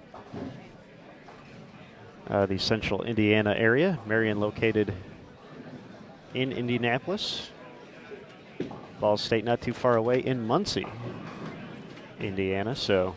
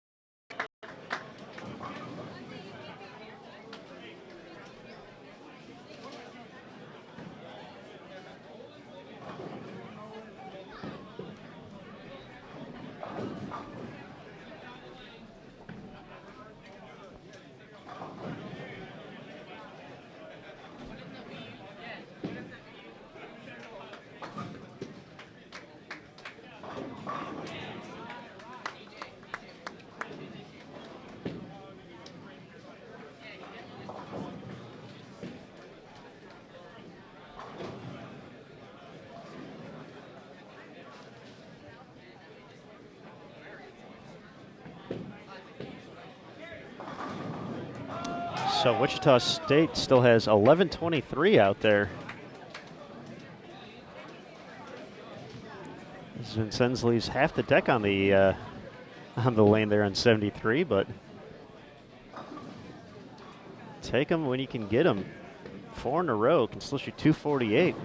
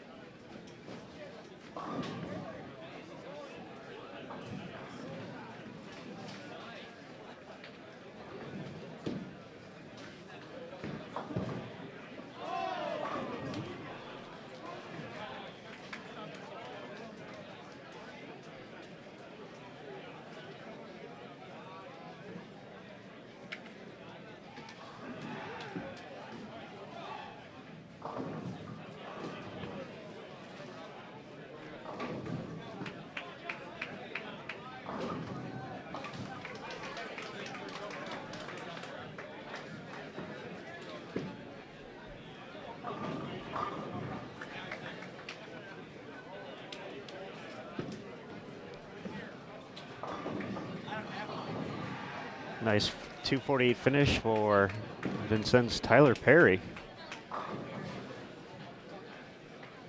Leading the way for the Trailblazers here in game number 3.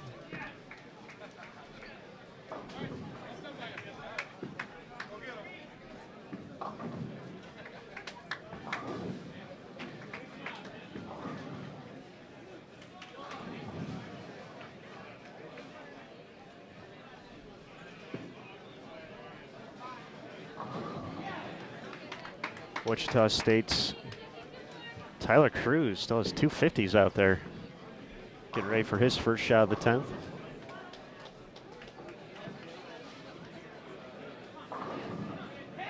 Gets the late trip of the 9 to keep it going. Wichita State getting left here in the early going, but it's working. So again, they'll have a chance to surpass the 1100 mark this game.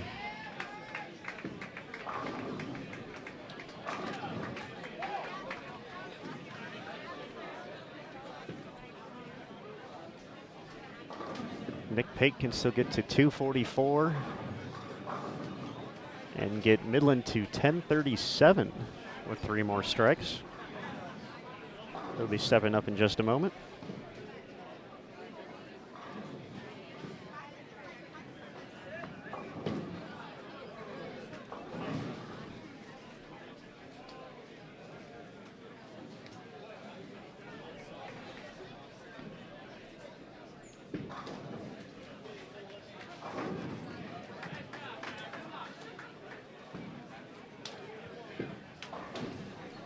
Vincennes will have the 1,000 mark within range as well. Currently at 963. With 1 bowler left to go. I can still add 40 pins and get to 1,003.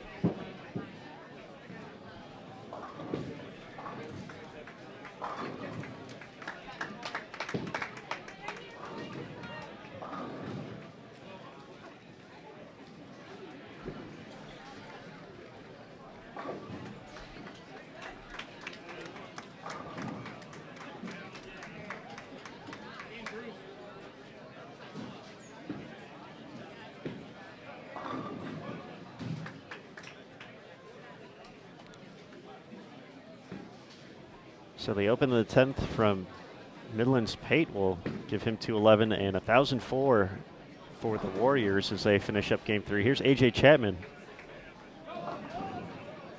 And finds disaster to kick off the 10th. The 3, 4, 6, 7.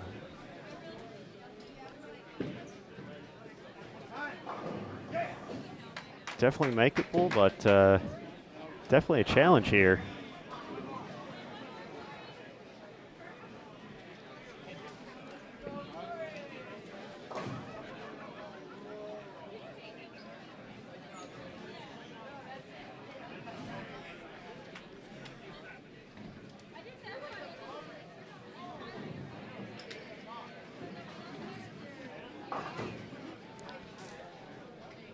Chapman will take the 2 to finish with a 243, giving Wichita State 1073.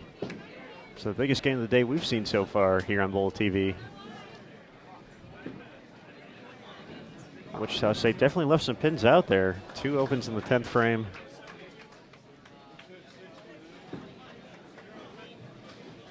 They'll continue to move up the standings, it looks like. Vincennes gets to 1,003 with all 3 strikes in the 10th, so +3. They were already in the top 8 after 2 games in the early going here. So we got a few final shots from Ohio State to wrap things up.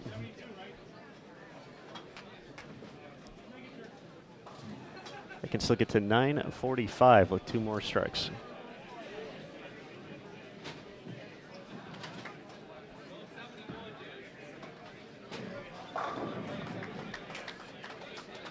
Ten back, second shot of the 10th. We already have Davenport making their way to 71 and 72. They'll be joined by Notre Dame, Ohio, who's also making their way to 71 and 72, so they should get going pretty quickly here for game 4. Ball State is one pair to our right, so they'll be over soon. And then Marian, the final school joining us, looks like they're about ready to go too. So should be ready with game 4 pretty quickly as Ohio State finishes up with 9:45 to wrap things up here for us on game 3 here on Bowl TV. So our players are going to move around, get to their next set of pairs, and as soon as they're ready, they're going to start bowling. So don't go too far. Game 4 coming up next here on Bowl TV. Thanks again for tuning in and joining us here. I'm Aaron Smith. We'll be here all weekend until we crown champions on both the men's and women's side at the 2016 Hoosier Classic.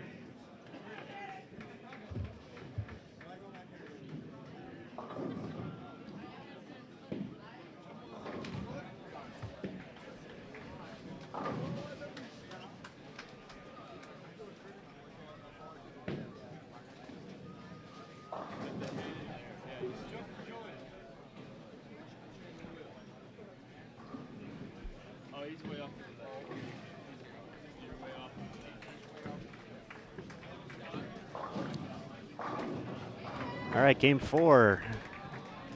Moving right along here. We have Notre Dame, Ohio, and Davenport over on 71 and 72. 73 and 74 features Ball State and Marian, a few local schools here, not too far away from Western Bowl in Indianapolis, our host center here at the Hoosier.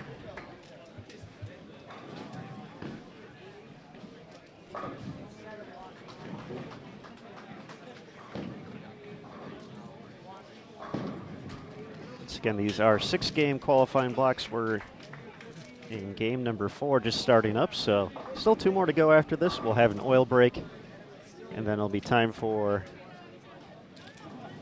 the first round of women's qualifying.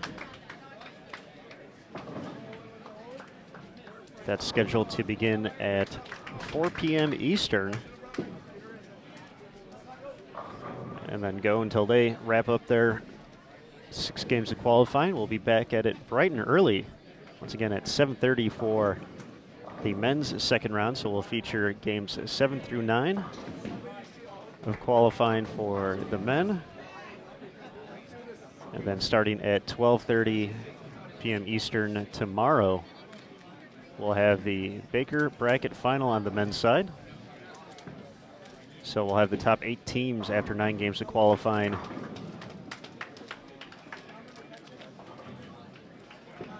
advance to the bracket, and we'll see who comes out on top when it's all said and done. And then at 4 p.m. Eastern, we will have the women's bracket final and see who's going to lead the way on the women's side. So that's kind of a look at the rest of our lineup this weekend.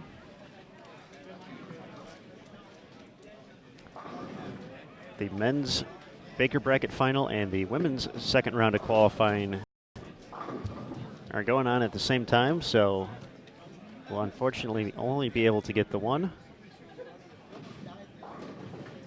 But when it's all said and done, we get to watch both championship matches right here live on Bowl TV.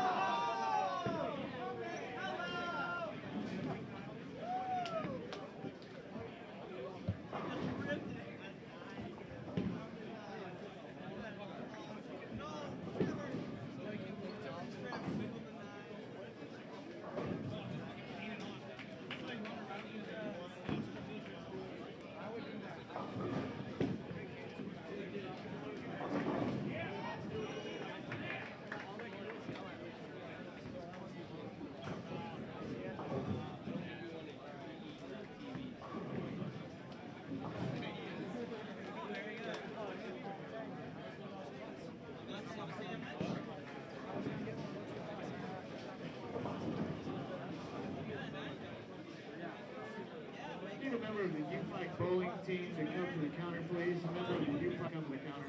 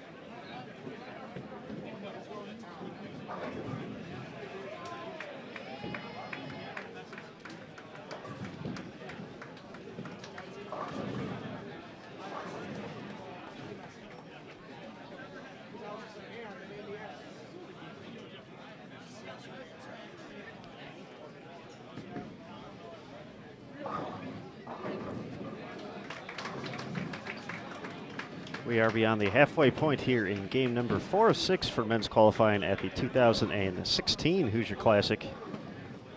Live at Western Bowl in Indianapolis, Indiana. I'm Aaron Smith with USBC Communications. Thanks for joining us here today on Bowl TV. Coming up in game number 5, San Jose State and Morehead State will be featured on 71 and 72.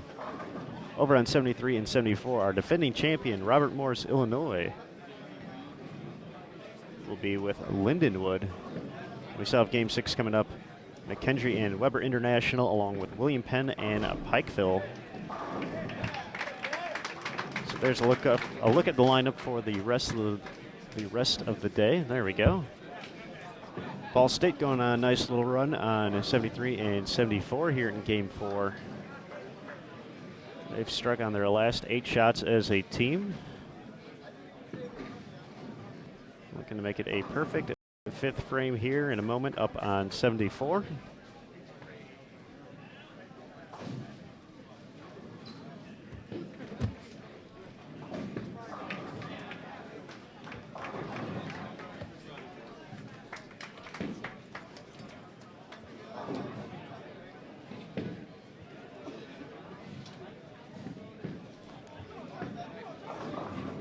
Notre Dame, Ohio has built a pretty good program over the past few years and had a few of its members represent Team USA and Junior Team USA over the years.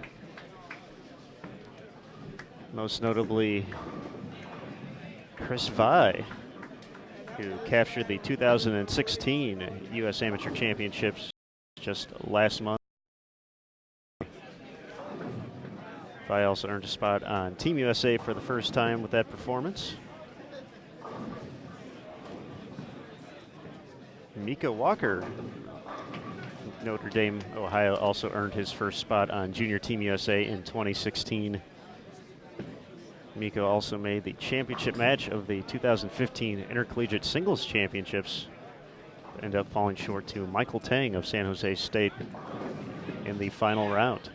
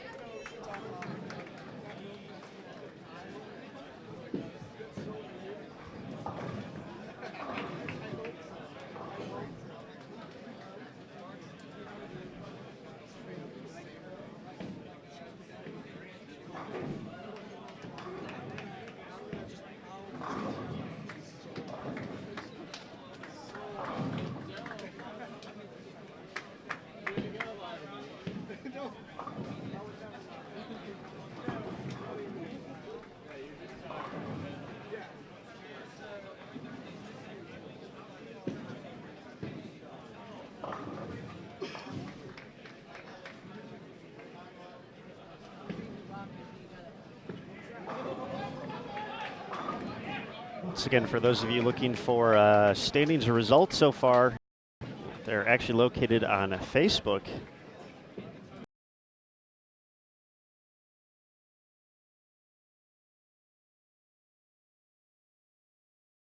Games here in the early going.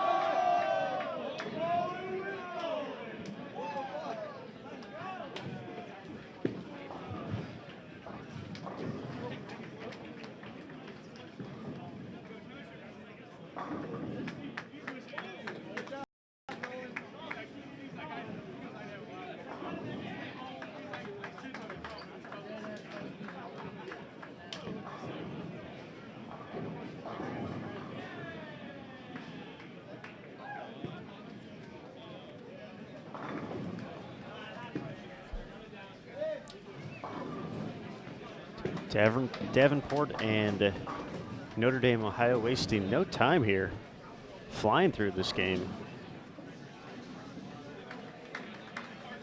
Definitely seen some strikes up there. Most notably, Davenport's anchor bowler working on 6 consecutive strikes.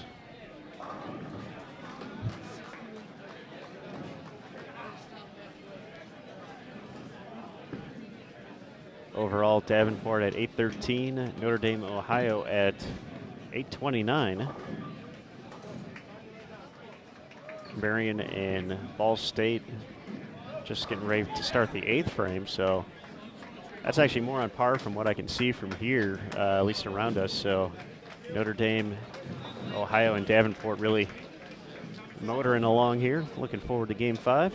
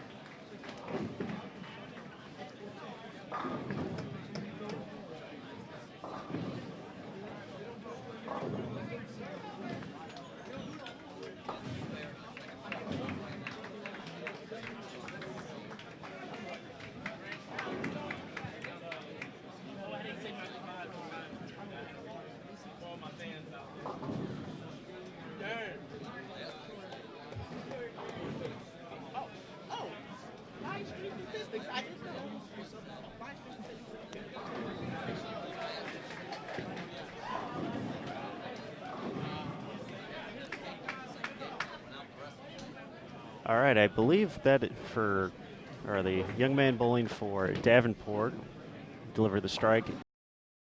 Koprowitz. A spare. It's going to get Davenport to over 1,000 for this game. The second shot of the 10th.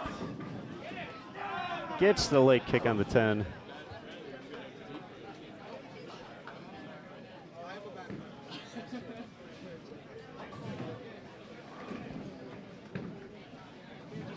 So one more strike will get Davenport to 10-20 for the game.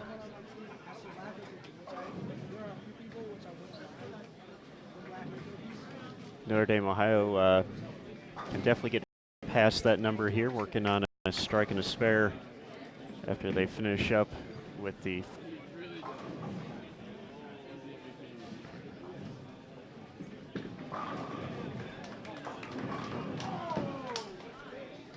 Koprowitz finishes off a nice 280 game here on Bowl TV to lead the way for Davenport to 10-20, so big game here on Bowl TV. Scores are being posted now. That score is minus 65. We're just getting scores from and individuals here in just a second. Over at the county. game number 3 for standings afterwards. We're also available on Facebook. The Hoosier Classic page on Facebook. You can upload that on your phones and whatever. So after 3, Weber International still in the lead at 31-52. Lindenwood moves into second at 30-65. Calumet is third with 30-57. Midland sits in fourth with 30-48. Urbana in fifth at 30-29. They're tied with Vincennes, sitting in seventh. Wichita State moving into the top 8 for the first time. And Wisconsin-Whitewater out the top 8 through 3. Is this a 16-pounder? Does Adam throw 16 pounds? I'm too weak for this. I can't take this. Individually, Weber's Andrew Anderson leading the way with a 742 three-game total. So a nice number by Andrew, a member of Junior Team USA here in 2016. Midland's Casey Maxted sits in second with 700 on the nose. Wisconsin-Whitewater's Zach Wolfel is at 686. Wichita State's A.J. Chapman sitting in fourth with 685. And Dallas Leong of UNLV rounds out the top 5 so far on the individual side with 684.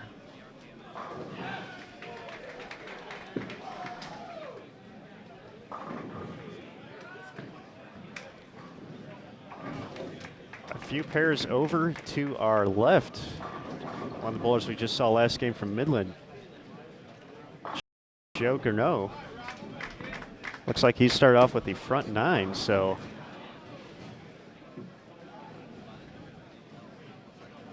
that's over on lanes 67 and 68.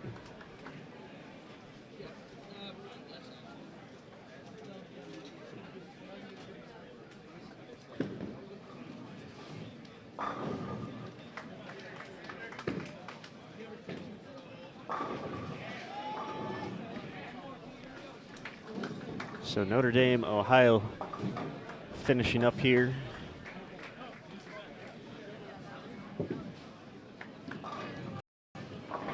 Penn 49 with 3 strikes in the 10th. Marian and Ball State just about ready for 10th frame action here.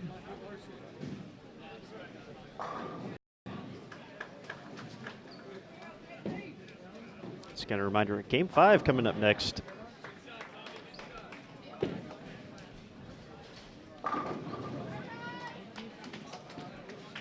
With San Jose State, Morehead State, defending champion Robert Morris, Illinois, and Lindenwood all making it to the featured pairs.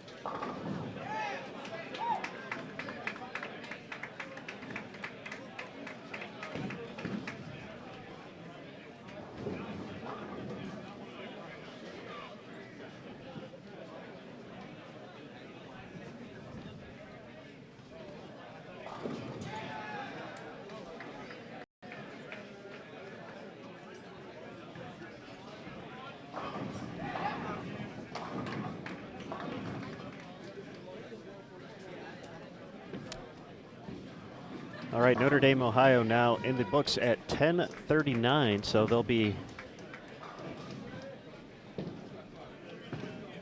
the highest team out of our 4 featured here on Bowl TV. Davenport, excuse me, not too far away at 10:20.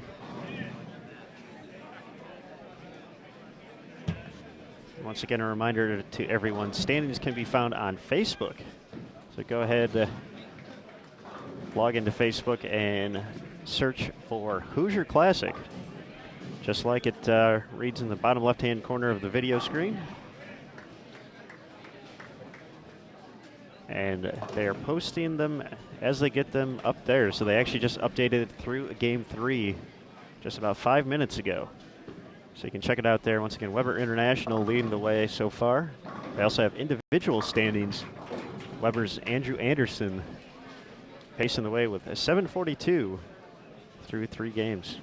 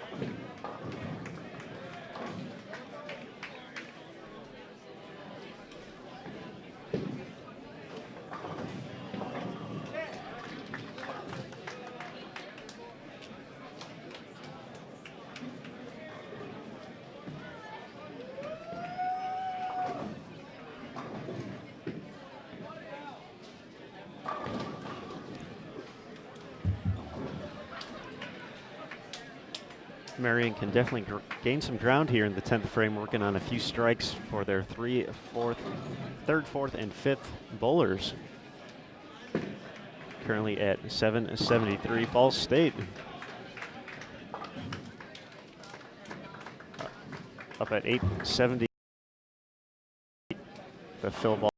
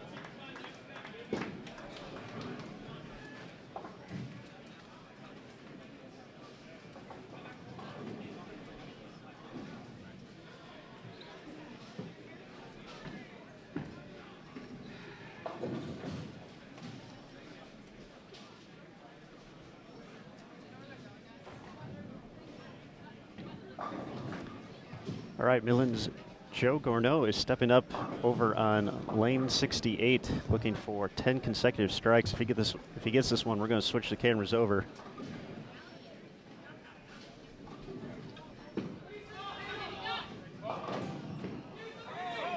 Runs to the nose, leaves the 3-6-10 for a moment. Hits a few of them, leaves just the 10 pin. So great run by Joe, but unfortunately comes up a little bit short. So he'll have a chance to finish this game up with 279.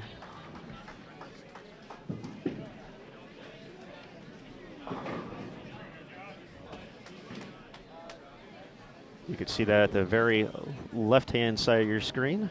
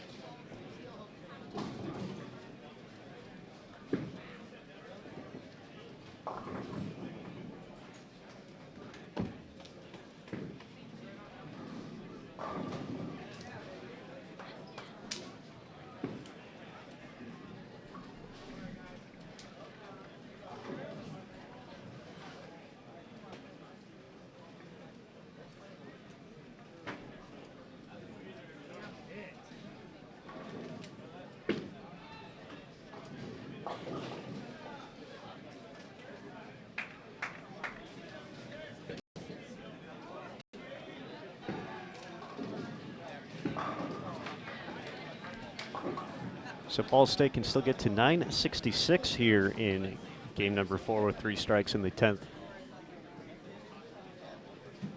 888 still available for Marian with 3 more.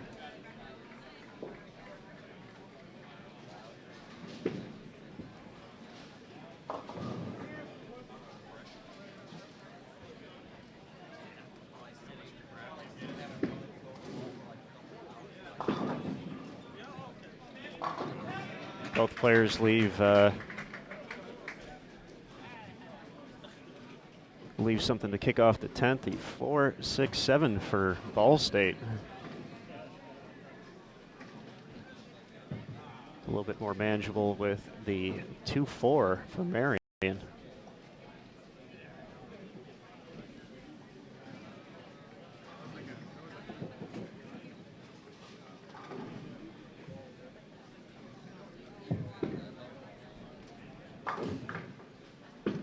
Ball State takes the 2 and finishes with 934.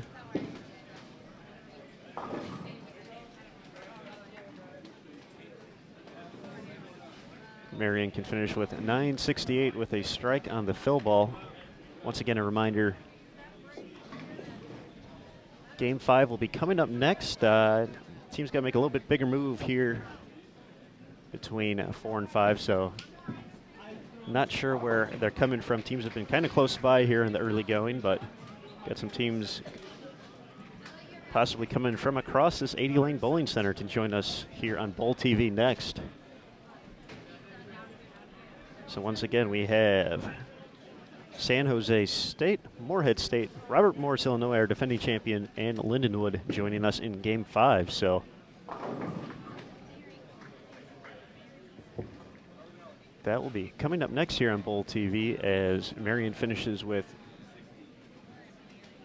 868, 934 for Ball State, 1039 for Notre Dame, Ohio, and 1020 for Davenport. So that's going to conclude game number 4 here in our feature pair. Game 5 coming up next, so don't go too far. Thanks again for joining us here on Bowl TV. Still 2 games to go left in the men's block. We'll re-oil, and then we'll have 6 more games later this afternoon and into this evening for women's qualifying, so don't go too far. And thanks again for joining us here on Bowl TV.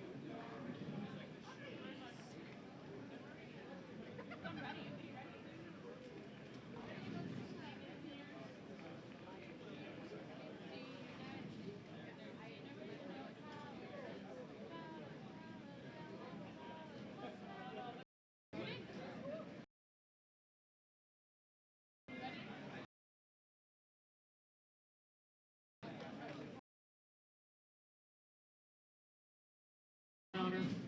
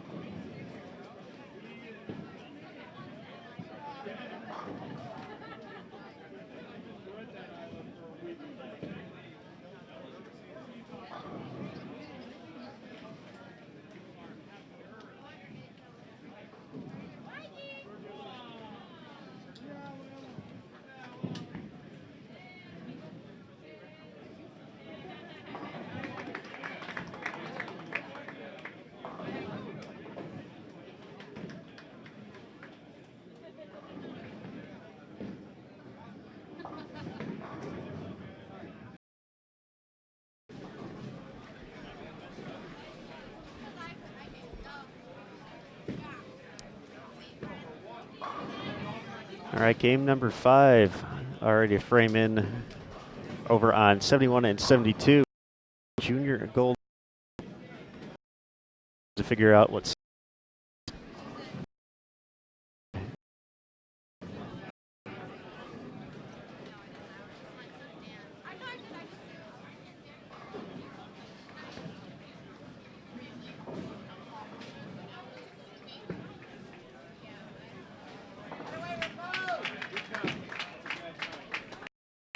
3 games. Robert Morris, Illinois, was about 100 pins out of the top 8.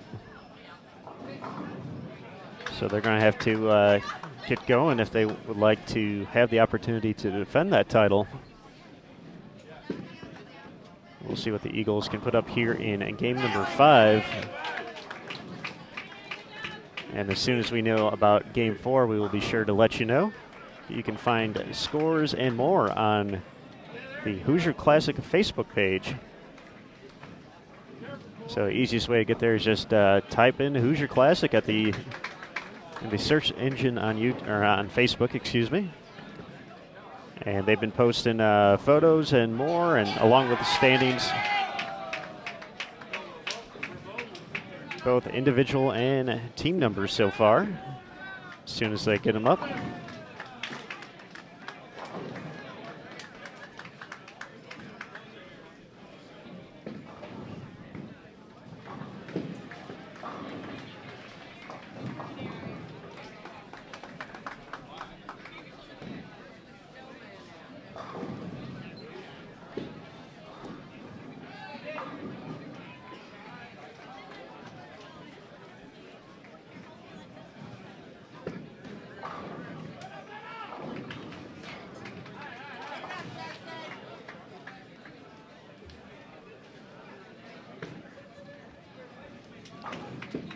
For pattern information for this week, be sure to check the description area below the video. Not only do you see the schedule of teams scheduled to make their way to Bowl TV for each round, but we also have some pattern information. Once again, the actual lane graph was not released to the players or coaches, so the only information they were given were the pattern length and the volume of the pattern. And it differs from day to day, from whether it's the men or the women bowling, so it's something different each and every time out. So a grand total of 9 different patterns being used. Or excuse me, 6 different patterns being used. 3 different ones for the men and 3 different ones for the ladies. For the guys here for today's qualifying, they're bowling on 40 feet with 33.65 mils for the volume.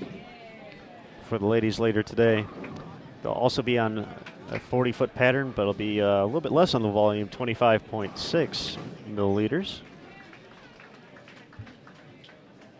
For Sunday's 3 games, before we determine the top 8 teams on both sides, the men's pattern will be 44 feet in length, so getting a little bit longer, with 23.7 mils.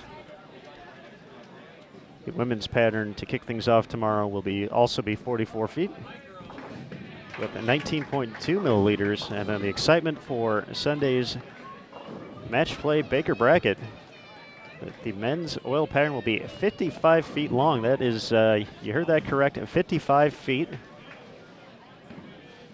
The volume will be 23.85 milliliters, but that 55 number. Definitely a one you don't see too often, possibly ever.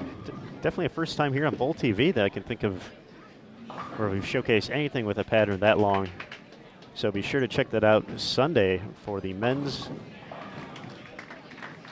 match play Baker bracket. The women's Baker bracket will be 45 feet in length, and they'll be on 23¼ mils.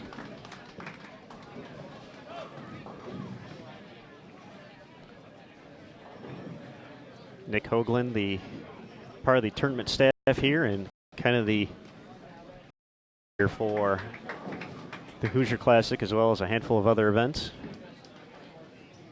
Posted on his Facebook page that they had spent a few years trying to develop this 55-foot pattern, working with the good folks at Kegel. Of course, we have a few Kegel Flex lane machines laying down the pattern this week. So big thanks to them for supporting collegiate bowling.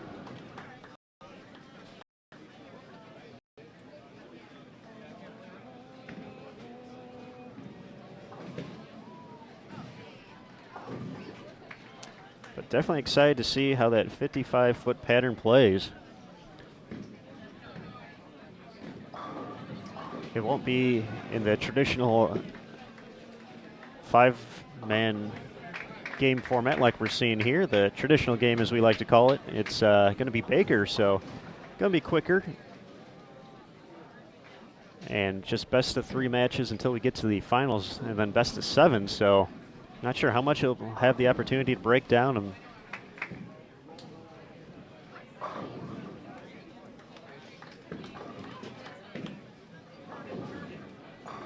That will certainly be something to see. So once again, that'll be tomorrow.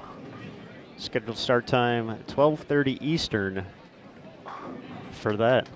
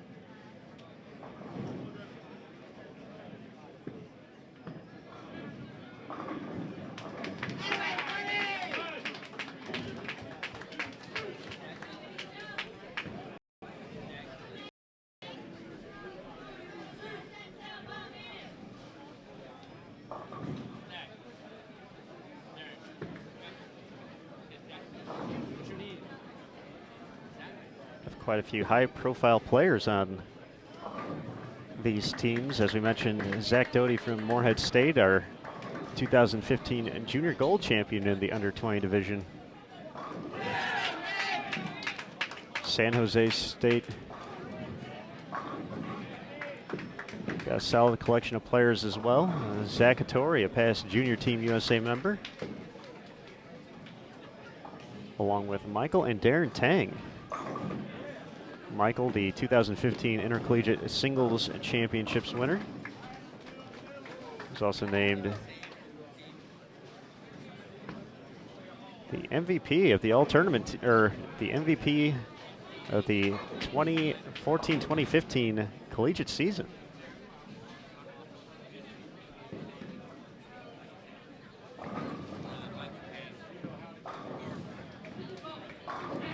Robert Morris, a very solid team, a lot of familiar names. Tyler Green delivering a strike there. Ryan Zagar had a great debut at the Open Championships in 2015. Ryan's going to be stepping up next. Kenny Ryan, a two-time Junior Team USA member.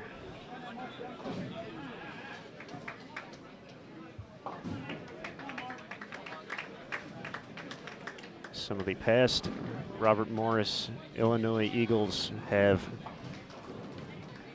gone on to success on the PBA ranks, most notably Marshall Kent, along with Cameron Weir.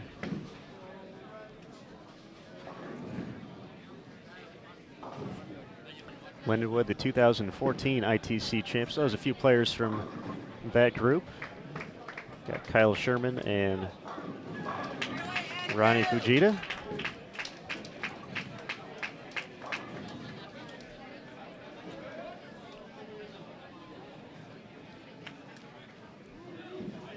Of course, head coach Randy Lightfoot. Been at the helm of Lindenwood for quite a while.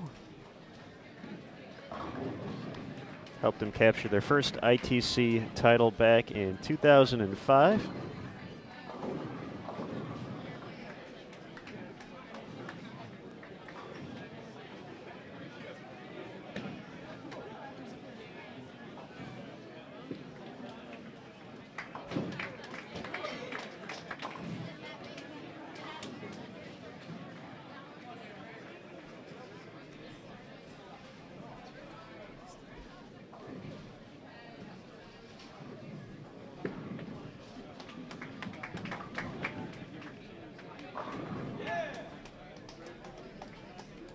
As soon as we have standings through 4, we'll be sure to let you know. Once again, Facebook is the place to be for standings. Visit the official Hoosier Classic page by just typing in Hoosier Classic in the search, and that'll take you right there.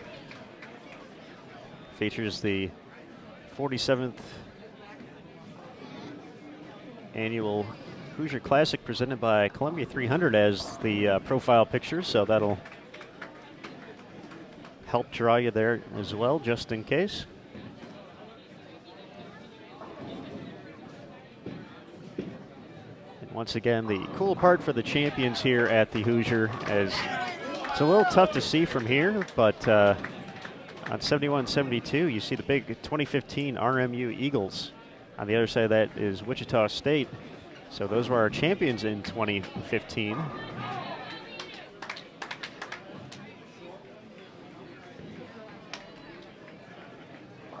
So one of the perks of winning, you get to decorate a masking unit for the following year. So if you want to take an up-close look at that, I've actually took some pictures of those this morning before we started. So we got the Robert Morris one up on my Twitter account at USBC Aaron. That's USBC AARON. So be sure to check that out. I'll post the Wichita State one later today. I know the Shockers will be visiting us during the women's qualifying, so we'll get a look at that as well.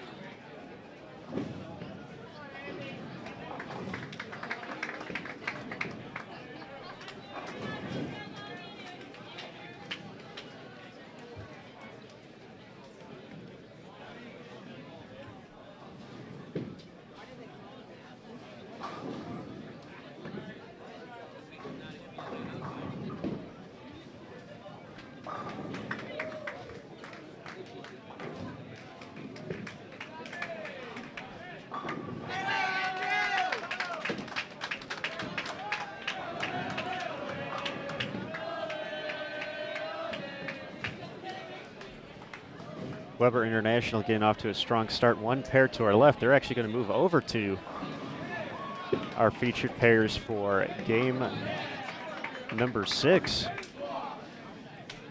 They were our leaders through 3 games. We'll see how they were looking after 4, but off to a strong start. Just one open. A few guys working on the front 3 and a perfect third frame for the Warriors of Weber.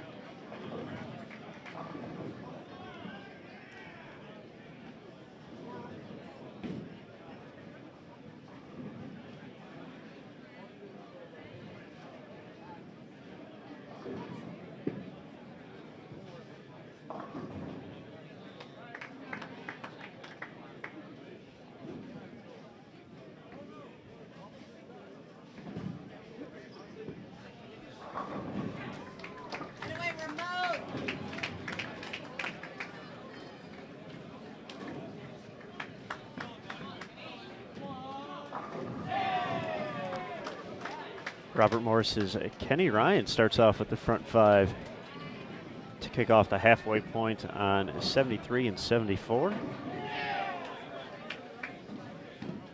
Also in the fifth frame on 71 and 72, San Jose State and Morehead State.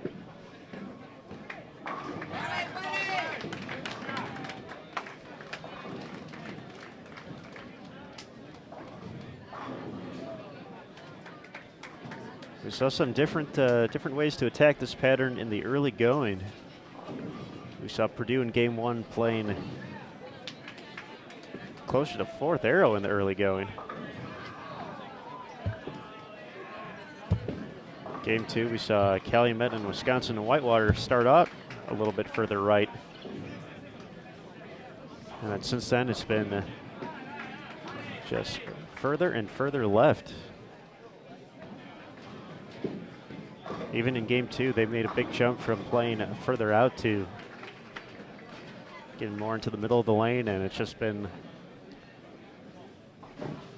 further and further inside. Wichita State had a big game. Some players already moving into fifth arrow.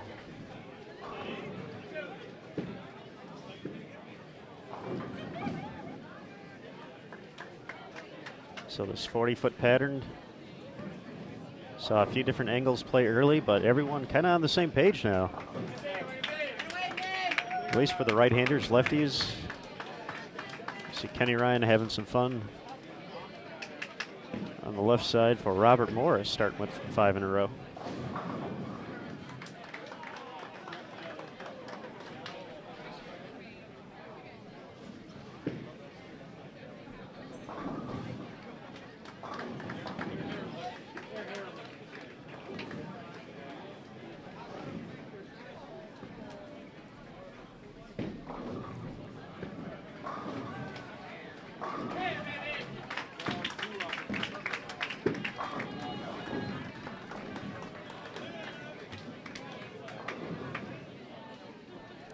Scores are also pretty low through the first two games. It does seem like business is about to pick up, though, as we hit the home stretch.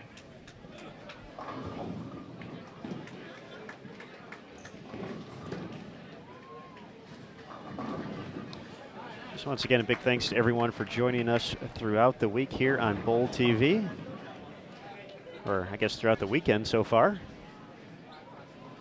Hoosier Classic kicked off last night with a eliminator for high school and collegiate players. A chance to kind of get familiar with this 80-lane center if it's their first time visiting. Of course, Western Bowl has been the longtime host of this great event to wrap up the collegiate season, if you will, or the regular season, I should say. The final big Tier 1 event in the USBC Collegiate season, one of 10 throughout the year. And this one had a waiting list just about a mile long. 78 teams on the men's side this week. We only have 80 lanes, so that tells you the demand for this tournament. Of course, for teams who are still trying to work their way into a chance to participate in sectionals. Also, obviously the Tier 1 points from a good finish here could go a long way in that.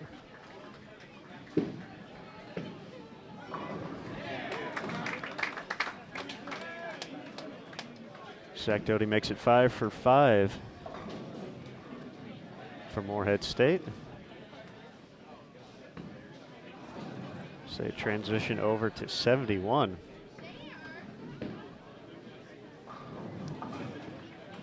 The intercollegiate sectionals will be coming up in a few weeks. The weekend of March 12th and 13th will be the days. And after that's all complete, we'll know the teams and individuals advancing to the intercollegiate team and singles championships taking place in the middle of April. Middle to late April, I would guess. I believe the 19th through the 23rd at North Rock Lanes in Wichita, Kansas.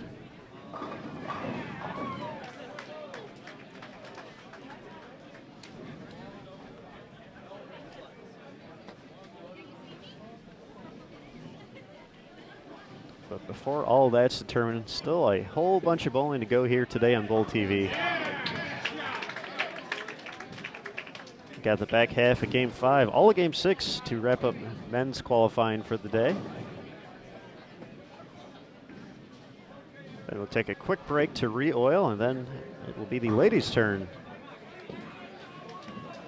to bowl their 6 games. So if you check out bowl.com/livestream, we're going to attempt to get out and get the cameras rolling right around 4 Eastern if everything's ready to go. And then that's scheduled till about 11, so give or take some time. So nearly a full day here on Bowl TV. We appreciate, once again, everyone stopping by, whether it's for a few frames or a few games. We appreciate your continued support as Kyle Sherman sends the messenger and kicks out the 10 for Lindenwood to make it 3 in a row.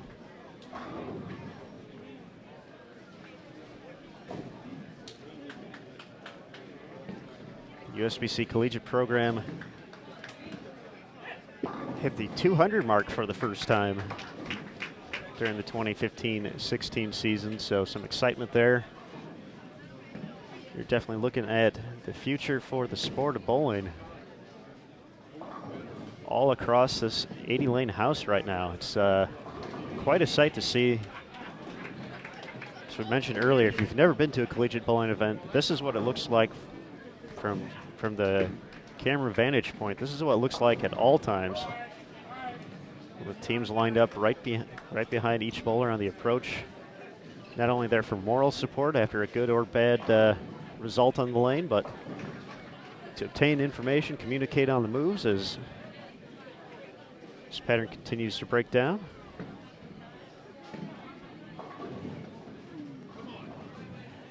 It's definitely an awesome stepping stone to make it to the next level. Of course, the PBA has been there for a long time on the men's side as the next step after collegiate. But we're excited to have the PWBA back, giving the young ladies a place to call home after college.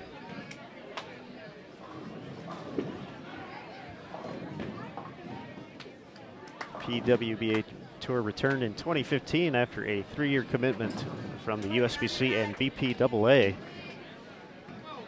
to bring a tour back for the top competitors on the female side.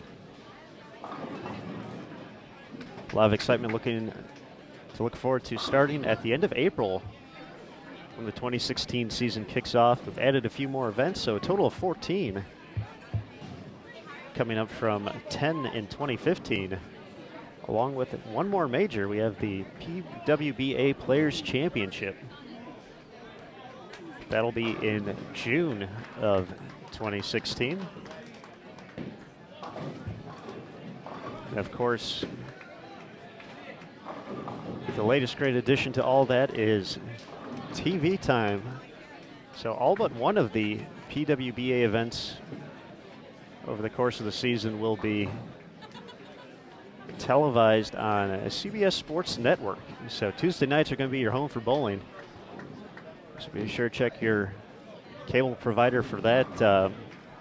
Once again, those shows probably won't be starting until later in May. They're going to be broadcast or taped and shown at a later date. Game 4 scores are now posted. Minus 20 is the cut. All right, sounds like scores have been updated after 4 through the PA system here at Western Bowl. So we'll take a look at the team scores. Once again, you can look at these on your own. If you go to Facebook and like the Hoosier Classic page, be sure to visit that to see all the updates throughout the weekend. And Lindenwood has moved into the lead right here on our feature pairs. They're 7 pins ahead of Weber International with a 41.84. Weber coming in at 41.77. Calumet has moved into third with a 41.33. Urbana sits in fourth, 41.09. Vincennes in fifth, 40.80. Midland in 6th with 40-52. Those are the only teams plus so far, so definitely a challenging condition out here. Wichita State maintains that 7th spot with 39-88, 12 under par. And Wisconsin-Whitewater rounds out the top 8 with 39-80. First two teams out are in 9th, Northwestern Ohio, 39-40, and William Paterson in 10th, 39-28. So that's a look at the top 10. Once again, we still got a long way to go here. This is through 4, so they still got 5 games to go. So a lot of time to turn the table, if you will. I mentioned Robert Morris, Illinois, our defending champion. They're in 20th place right now at 30-30. So they're 170 pins behind the pace.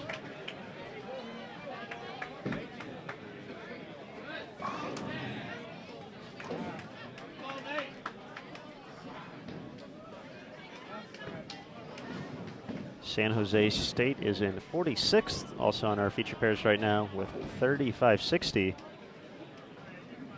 They're 440 pins off the cut right now, so they're going to have to do quite a bit of work here. Morehead State sitting in 16th at 38-77. They're 123 out of the top 8. Take a quick look at the individual standings as well through 4 games. Andrew Anderson of Weber continues to lead the way with 950 for his 4-game total. Lindenwood's Kyle Sherman has moved into the top 5 and sits in 2nd after games of 256 and 248. He's at 901, 1 pit ahead of Calumet's Michael Davidson, who's at 900 on the nose. Notre Dame, Ohio's Vincent Beller sits in 4th with 892. And rounding out the top 5, Calumet's Matt Kuba with 885.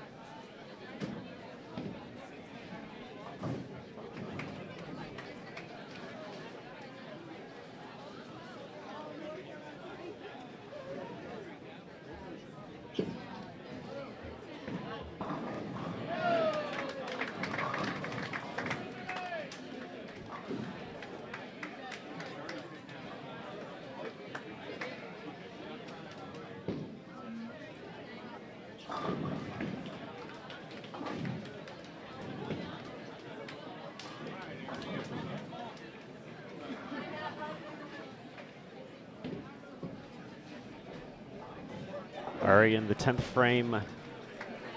One pair to our right. Looks like William Penn's going to put up a pretty nice number here. A little tough to see, but it looks like they still have 1080 out there. As their 4th and 5th bowlers get ready to step up in the 10th. Already in the foundation frame here on 71 and 72 with San Jose State and Morehead State.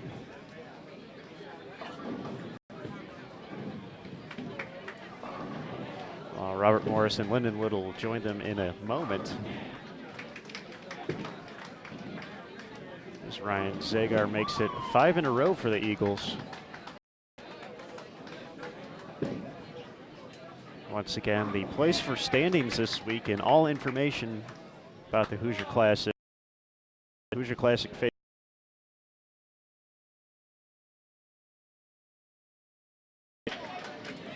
easiest way to get there, just type Hoosier Classic in the search and that'll and the individual game by game.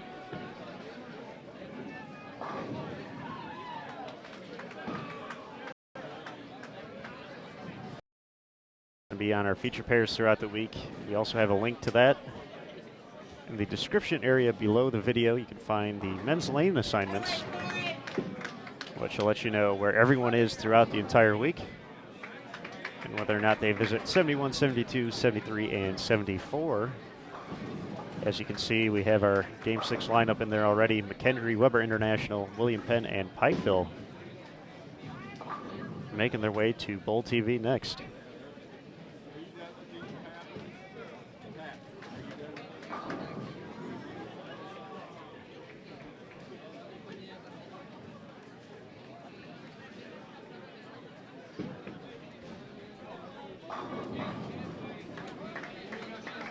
Lindenwood is looking to maintain its lead over Weber International.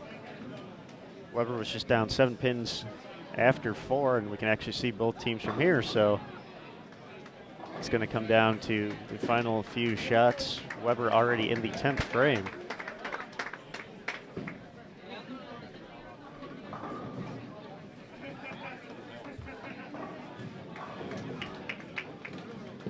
They're going to be well above 1,000 this game.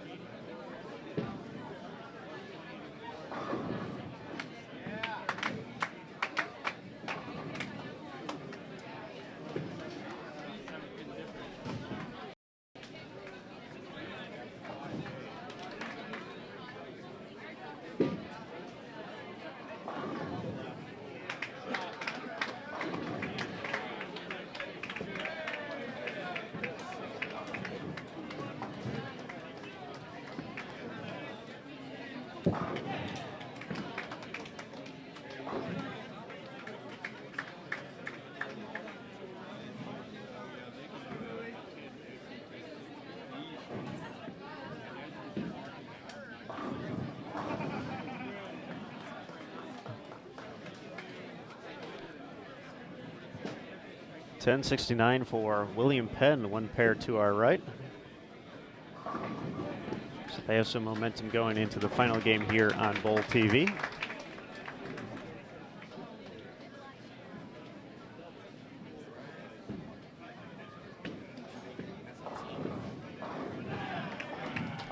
A solid 9th frame for Morehead State. They're going to have a little bit of momentum going into the 10th here. Our second bowler working on 4 consecutive strikes, can still shoot 249.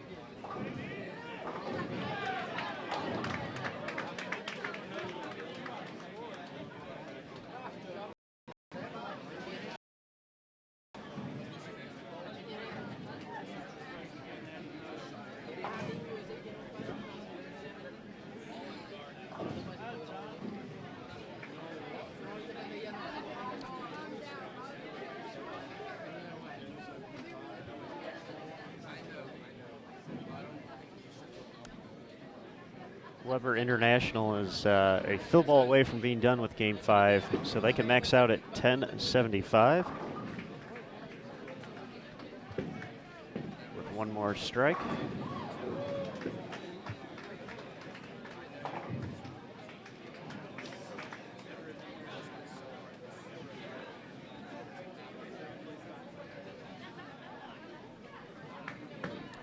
So I'm not sure if Lindenwood has the firepower this game to keep pace with that. It's going to be pretty close. Once again, Lindenwood held a 7-pin advantage heading into Game 5.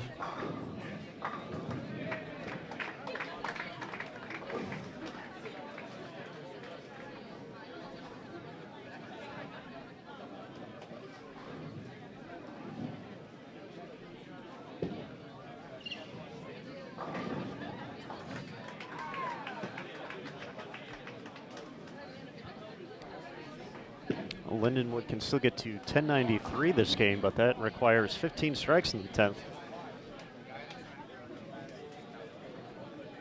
So who knows? We'll see if they can put together a few strikes and maintain the lead. Otherwise, it looks like Weber International is going to move into the top spot with one game to go. Once again, that's just dependent off of what I can see here, but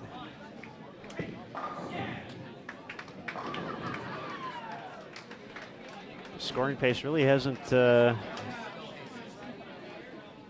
given anyone a big 1100 look yet, or at least looking at scores so far, it's been pretty tame.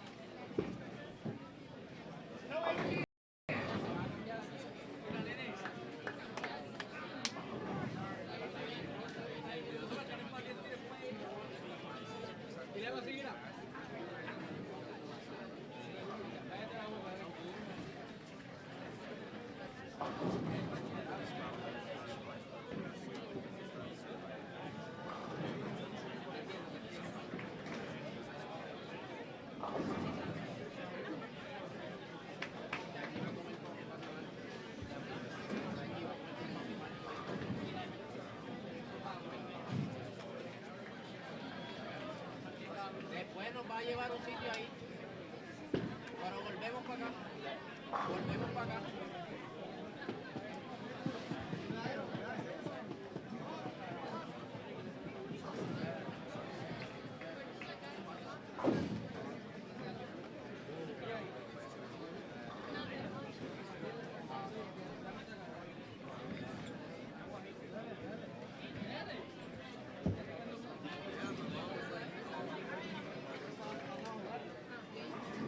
Shipley counters, please, both counter.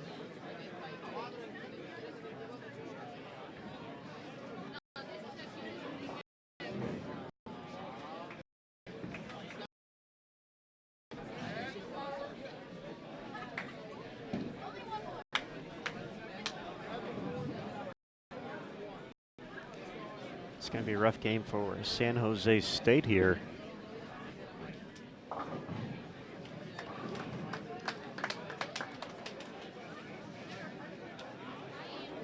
Darren Tang, the only one really lined up.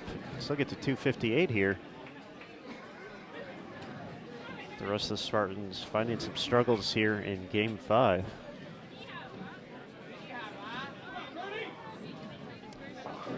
Three more strikes will get San Jose State to 885.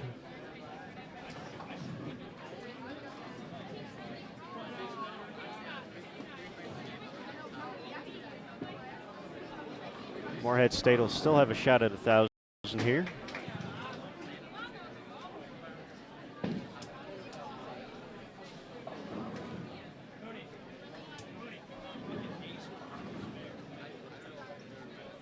Robert Morris should be heading in the right direction. They're going to be well over 1,000. Looking to get back closer to that top 8 for a chance to defend their title here at the Hoosier Classic.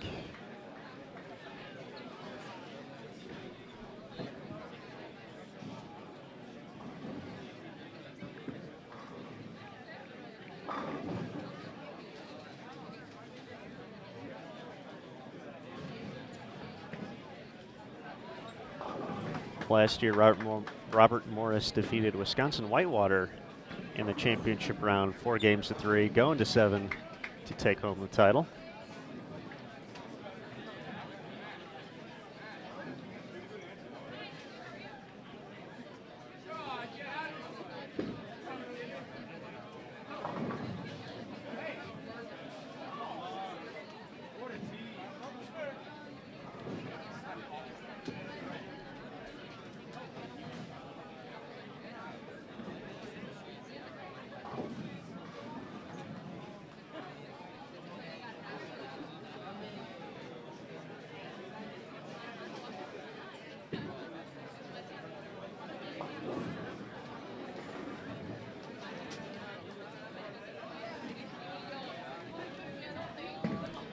So 875 for San Jose State. Their official final number. Morehead State 5 strikes away from 1,000 on the nose.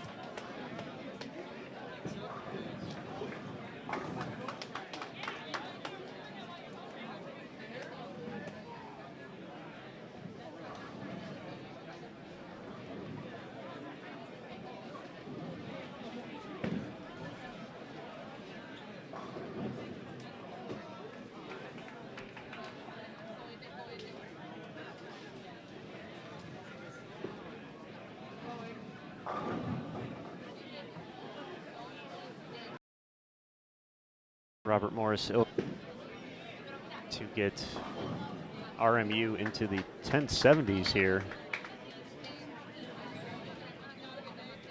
with a double. He's working on 6 in a row after a few spares to start this game.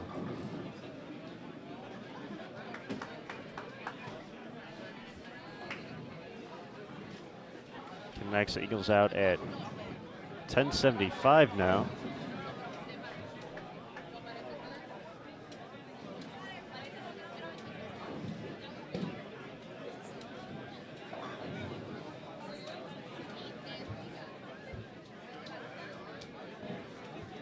Lindenwood can still get to 1031 here.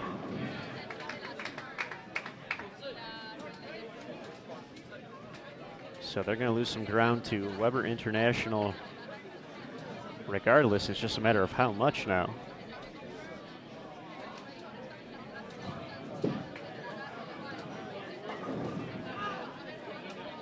Zager gets the nice trip of the 4 and the 7 and the 10 and a few others probably there to make it 7 in a row.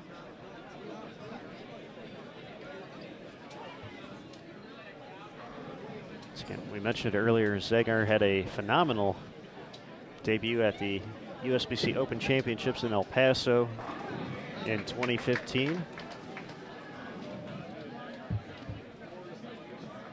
Ended up winning the open singles portion of the Bowler's Journal.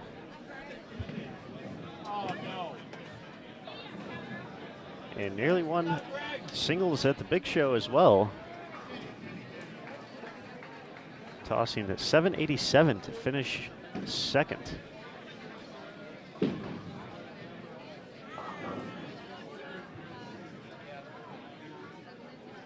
was not going to get that one back that far. So he's going to be in the 250s. Robert Morris will be in the 1060s. 1063 with the conversion.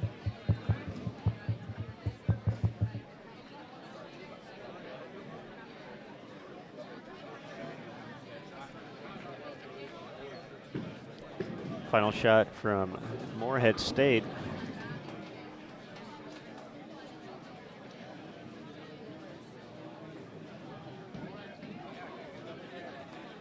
Get them to 995, so all done on 71 and 72. Weber International already moving their stuff over, wasting no time. They're going to be joined by McKendree. William Penn's been done for a while. They'll be up on 73 and 74. They'll be joined by Pikeville. So McKendree already here as well, so probably be a very quick transition into Game 6 here, at least on 71 and 72.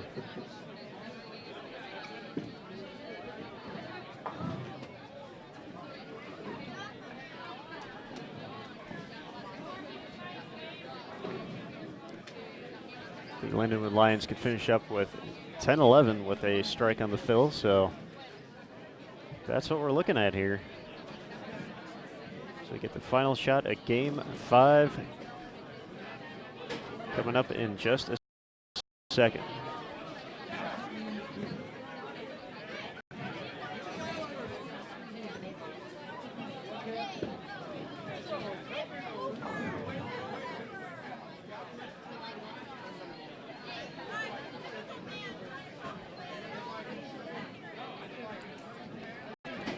Game number 5 in the books here on Bowl TV. Game 6 coming up next. Thanks again for tuning in. One more to go here in men's qualifying at the 2016 Hoosier Classic. We'll have an oil break, and then it'll be time for the ladies to hit the lanes. So be sure to not go too far from Bowl TV today. One more to go here in men's qualifying. Thanks again for tuning in.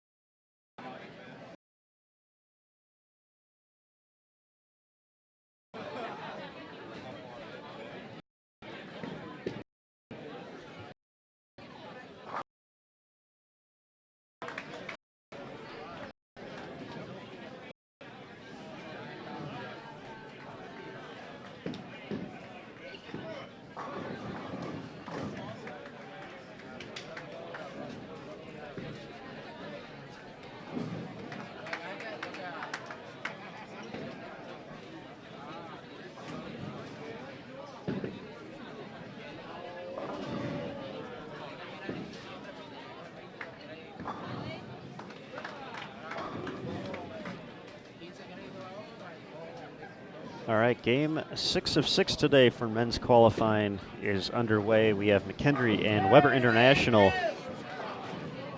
on 71 and 72. William Penn and Pikeville on 73 and 74. Once again, a reminder, this is not the end of coverage today here on Bowl TV. After we finish up, we'll go ahead and oil the lanes, get ready for women's competition. They'll have 6 games of their own. Looks like that 4 p.m. Eastern start time is going to be a little bit behind at the moment. At least we originally thought this block was ending right around 2:30 Eastern, so that's in about 4 minutes. So we're a little bit behind pace, but that's okay. We're still going to get you the coverage. Just may have to push it back a little bit on the start time, so be sure to check that out a little bit later.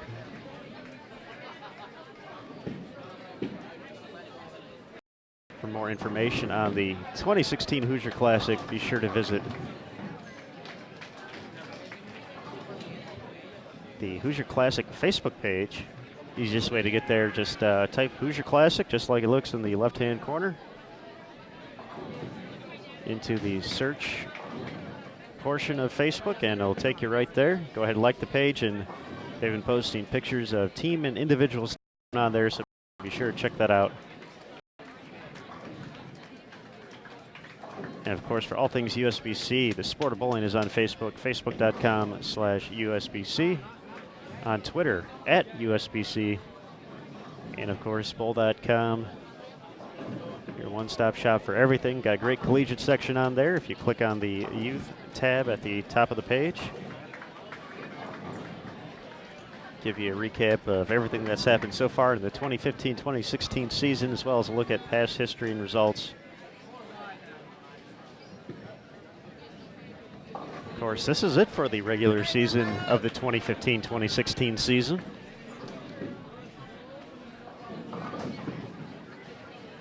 Now it's time to move on to sectionals. So we'll have the sectional announcement sometime middle of the week.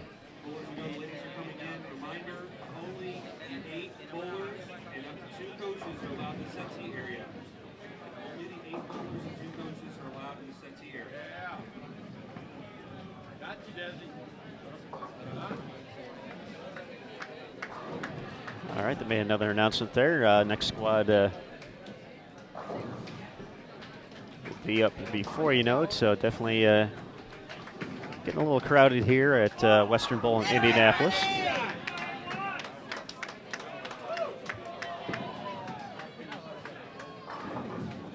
In fact, I lost my train of thought based off of what we were talking about, but I'm sure it's something I've already said once or twice, but if I remember it, I'll be sure to bring it back up.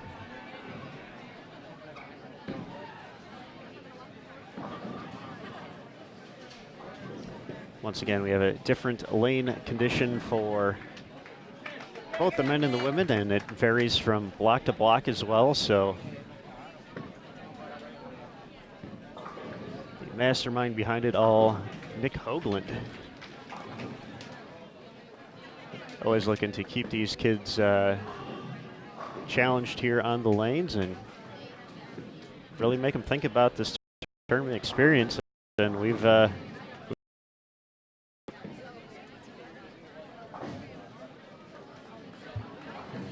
as only,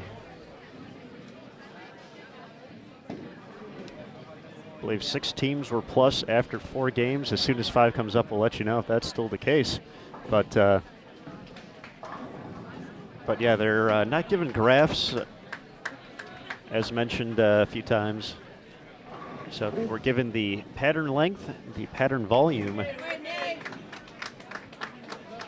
and essentially they had their 15-minute practice session at the beginning of the day to kind of figure out everything else that was involved. So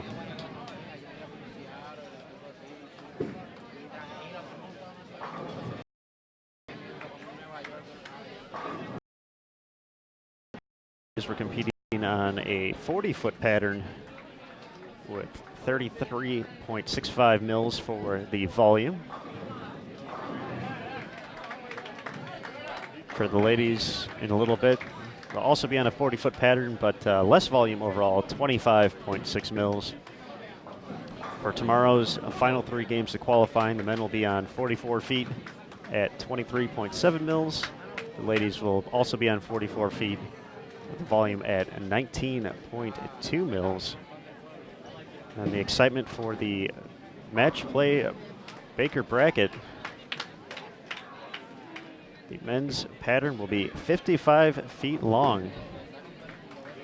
You heard that right, 5'5",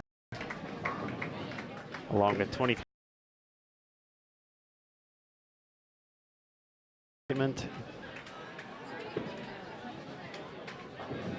Coming our way.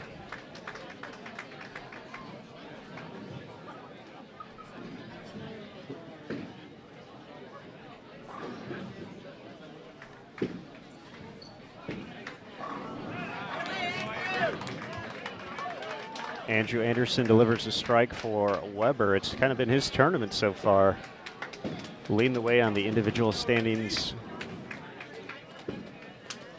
through 4. Once again, as soon as we have a better idea where we're looking after 5, we'll let you know. But Andrew, a new addition to this Weber lineup. Very talented young player, a 3-time member of junior.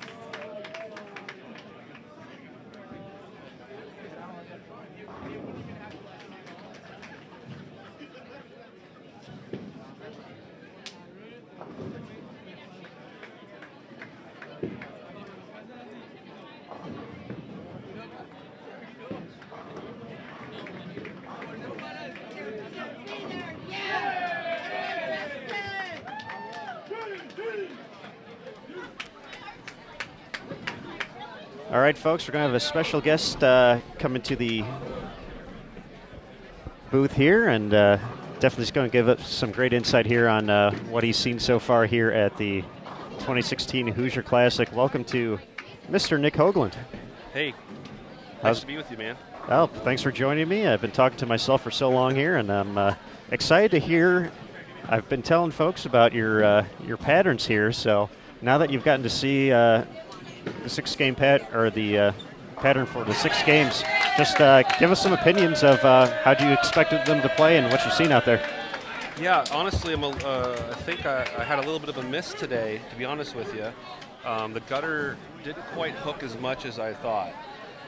And you could probably have told in the first couple matches that some of the balls just didn't recover from the outside of the first arrow, and that forced the players in a little bit left too quick. I think even the first match here on 71-2, Purdue was playing the 4th arrow out of the fresh. And that's never a good sign when you have 6 team games to bowl. So I think we had a little bit of a miss, but I don't see too much lofting of the gutter caps, so I think people migrated in quick, and then they kind of sat right there for a while. So now you see guys, obviously they're hooking now, and they're lofting the gutter, but I think I had a little bit of a miss this morning. So, yeah. Scoring pace definitely a little bit lower overall through 4 games, just 6 teams plus on the men's side, so that's playing it differently in the early going, and definitely with moving every game, you never know what you're going to run into with how the other team's playing it. If you're lucky to scout out a frame or two, certainly a good thing to do. But and you mentioned we saw Purdue early on playing fourth arrow.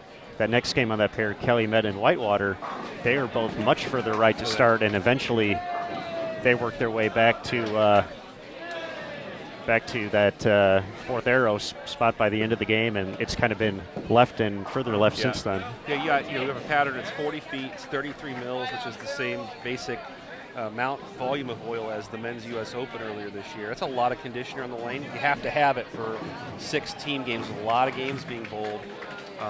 But these kind of patterns where you're flat, pretty flat patterns at 40 feet, I call them like a choose your own adventure book. Every pair is an adventure, and really the teams that are probably succeeding today are the ones that figure it out from pair to pair quick. Especially here, we have an 80-lane bowling center. When you're jumping from the low end to the high end, from lane 1 to 70, and vice versa, that can be tricky. Temperature, different types of lineage and play. This center, the league's bowling 1 to 50. And open plays on basically 51 to 80. So you got different ball tracks. Lanes are 12 years old, so they play differently. And the teams that can make those moves quick are the ones that are probably in the top. And once again, we're being joined by Nick Hoagland, part of the tournament staff here at the 47th Annual Hoosier Classic at Western Bowl in Indianapolis. Now, Nick, I know not only are you a mastermind with the Kegel Flex machine, but pretty talented bowler yourself, and you've had the opportunity to be a part of this tournament in more ways than just behind the scenes helping out. And you've also got to compete at this. Just what does this event mean to you? Well, for us that are Indiana University alumni, even though this tournament really isn't this part of the athletic department of Indiana University, it's still the oldest collegiate tournament on record, and the fact that we've been able to keep it going throughout all these years is really important to us. And we had 14 teams. In 20 years, the tournament has gone to Tier 1 status. It's clearly the most sought-after regular season title this season. It's just become a spectacle. And for us that are alumni, especially guys my age who got to bowl in it when it was nothing to where it is now, is pretty special. And to see Fine or Gordon Vatican, they were coaching when I bowled. So I was bowling against their teams, and now get to see them experience the growth of this for 20 years since I started is pretty special every year. That's why it keeps us wanting to get better. And you have a great group of volunteers that helps out as well, and just between the staff here and you guys, this is just an awesome event. I know the kids look forward to it every year, and definitely a great way to end the season. For some folks, unfortunately, this is it for the year, and for the others, they're moving on to sectionals, then hopefully on to the intercollegiate team championship prep event for that too. And I know that was kind of we've talked about the document that you sent over and kind of explained your reasonings for not putting out the graph, so to speak, and that's definitely a great tool for these kids moving on forward to the next steps. Yeah, I think I give a lot of kudos to Chad Murphy and his staff and his vision of really having the foresight to start not showing all the data. And what we're very transparent about is the process. The lanes are going to be done the same every day. The same pattern is going to be laid out, but you don't necessarily need to see the secret sauce of what makes up that pattern. Part of bowling, because we can't see the playing field, is the creativity and the strategy. If we only ran one oil pattern here, I would not disclose anything, because I think this is the ultimate prep for sectionals and nationals, where you do not get any information at all. I mean, I'm even kind of nuts enough that I didn't tell them what oil we're using. I ripped off the stickers of the Kegel oil. I won't tell you what brand, a kind. And, the kids from Weber, they know what to look for, and they told me, said, hey, I noticed you ripped the stickers off. Well, yeah, I don't want you to know what kind of oil we're using, right? But it's all part of this this creative game of bowling, like figuring out the right moves and the right strategy, right? And it's more than just looking at a graph and throwing the ball where the blue oil is. Yep. And I really give the USBC a ton of credit and starting and having the courage to do this. What we disclose here, because we have 3 oil patterns, I give them thing. So you got four balls, and if we don't give them distance and volume, it's a little bit too much. I know there's been a lot of focus on one of the patterns tomorrow. We got the 55-foot pattern, and that's just a number you don't hear. Yeah. And so I don't want you to spoil too much, but I know a lot of folks are looking forward to seeing how that plays out. Well, I'll tell you, we're very blessed to be able to have the tools to what I kind of call explore oil patterns. And Kegel gives us those tools. They're great. Been great to me. I've been associated with the Kegel company for over 20 years. But also, I give a lot of credit to the coaches and the bowlers. They're not afraid. When I send out that we're going to do something a little different, I don't get any emails back saying, what are you doing? This is crazy. This is nuts. They want it. And we put this 55-foot pattern, which is kind of funny because when the machine runs, it almost hits the head pin. It stops when it stops oiling. That's how far it is. That's how far the machine's going, right? Mm-hmm. They look at it as aspirational. Like, I really want to bowl on this 55-foot pattern. Well, they got to make the top 8 to get there, or they're not going to be able to bowl on it. That's true. And so, Bowl TV is going to have the first look. As far as I know, a major event has never oiled that far. We oiled 51 feet here a few years ago. The Tour oiled 52 feet once back in the late 90s, but not 55. And I think you're going to see something a little special, and it's kind of a throwback. The old days of bowling, you used to oil the whole lane to protect the lane. That's what you did, and this is sort of a throwback to that heritage of lane oiling. Definitely going to be a sight to see, and of course that's going to be taking place approximately 12:30 Eastern tomorrow. We'll have the men's match play breaker. Well, I'll get this right. You got it, man. Baker bracket. There we go. Too many B's in a row. But that's going to be at 12:30 Eastern right here on Bowl TV, and we're going to crown a men's champion when it's all said and done. So that's going to be definitely exciting. And once again, just kind of seeing how that pattern develops. And of course, we talked about 6 traditional games here, so a lot of balls going down the lanes. Much quicker format. Obviously, it's Baker, so it's going to be much quicker, and just best out of 3 until we get to the finals. Then it turns into best of 7. So, right. So they're not going to get too much traffic on it to really get too crazy. Yeah, the mills, and this is public information, said to the coaches, it's just shy of 24 milliliters. There's 23.8, I believe, 55 feet, and we're just going to oil the lanes once. So the quarterfinals, there's 8 teams. The quarterfinals will be on 71 to 78. And then the semifinals will be on 71 and 75, and then the championship match will be on 73 and 4. So they're going to get 1 match on the fresh and 1 match on the burn, which simulates at the collegiate championships. You get matches on the fresh and the burn. You never get the double burn, so we don't do that here either. But that championship match, 4 out of 7, with 2 practice sessions of 10 minutes on them, it'll be interesting to see, how the lanes go, because we've tested it, but haven't had these guys with their rev rates and their talent test it. You can only do so much being almost a 40-year-old guy who throws it up 10. And that reminds me of the second dawning of your collegiate career as well, making a comeback a little bit later as well, getting to be the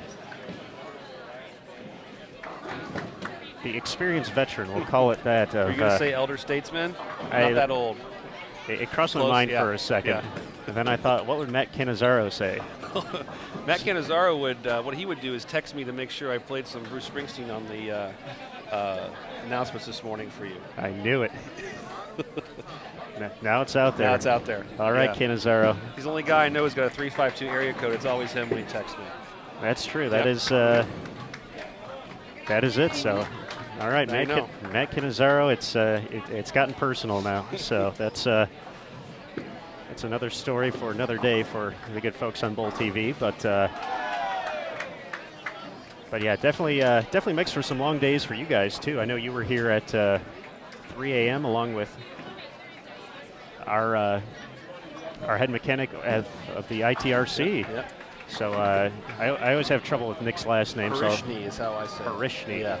All right, Nick Harishny. So Nick actually worked with the Indiana bowling program at their Union lanes, and has transitioned to Texas, but volunteer his time to come and help out. And Yeah, we have several folks. You know, Nick flies in from Texas on his own dime, rents a car on his own dime. I get him a hotel room.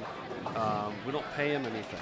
He comes in as the goodness of his heart to make sure that the tournament's done properly. And what's nice about that is, as this tournament's grown, I have so many more other duties besides just oiling the lanes. Oiling the lanes is the most important, but I can set the machines up, and Nick is totally competent to run the machines.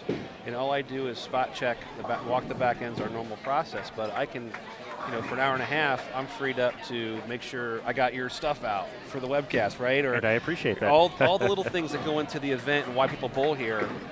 Nick runs the lanes. We had two. We use the house's Kegel Flex machine, and then Kegel sends me another one, and we run them side by side and we walk the back ends, and it's done. I can't say enough about that. I can't say enough about the bowling center, Western Bowl. They go above and beyond. I asked them, they clean the lanes, all 80 lanes at night before the bee mechanic goes home at night. So when I come in, they're clean, and we always strip and oil, so we double strip in the morning to make sure they're just 1,000% clean. And, a lot of places maybe won't do that. And here they do. It's not a problem, They run the lanes, and both lane machines are sitting up here plugged in for me when I walk in at 3 in the morning. It's the little stuff that, really Certainly makes a difference when you're working with a professional, BPAA center like we have here at Western Bowl. Absolutely, and always look forward to visiting Western Bowl, and of course they're going to have a little more excitement coming this summer as part of the Junior Gold schedule coming to Indianapolis. So that's going to be quite an experience come July.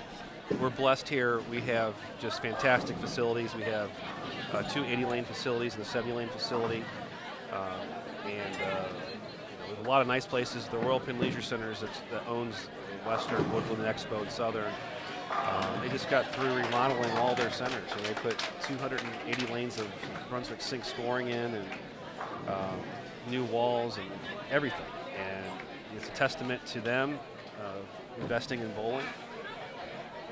It's going to be more fun in here, for some open play and stuff. But they still keep the bowling center, like all the great stuff you need to bowl, the lanes, the machines, it all works, So they've done a great job, and the folks coming in for Junior Gold who haven't been here in 4 or 5 years, they're going to really notice, I think, the centers. And I noticed it right away walking into here. It's the last time I was at the Hoosier was 2013, and just from then, it feels like a brand new place. And not to say it was bad before by any stretch, it was very nice. But definitely walked in, had a new fresh feel to it, and I'm sure the competitors here this week have noticed it as well. We had a couple of high school kids come in last night. They got here early at 4 before the singles. They checked in, and they said, "Where's Woodland Bowl?" And they saw it on TV last week. The USBC Masters was at Woodland Bowl here on TV. And they went to scout out the centers for the Junior Gold. That's Mom awesome. and Dad and the kids, they went around to wherever, I think they had 2 kids, so one was of one age, one was the other, where they were going to bowl at all the centers. So they went on a full bowling tour of all 5 centers here in the city to check them out for the Junior Gold. Oh, that's so cool. Great, really cool. Absolutely, get familiar, and that's probably definitely one of the biggest things of walking into Junior Gold, especially for a first-time participant, is just not only getting used to seeing the crowds of people, but getting to experience a different center from day to day.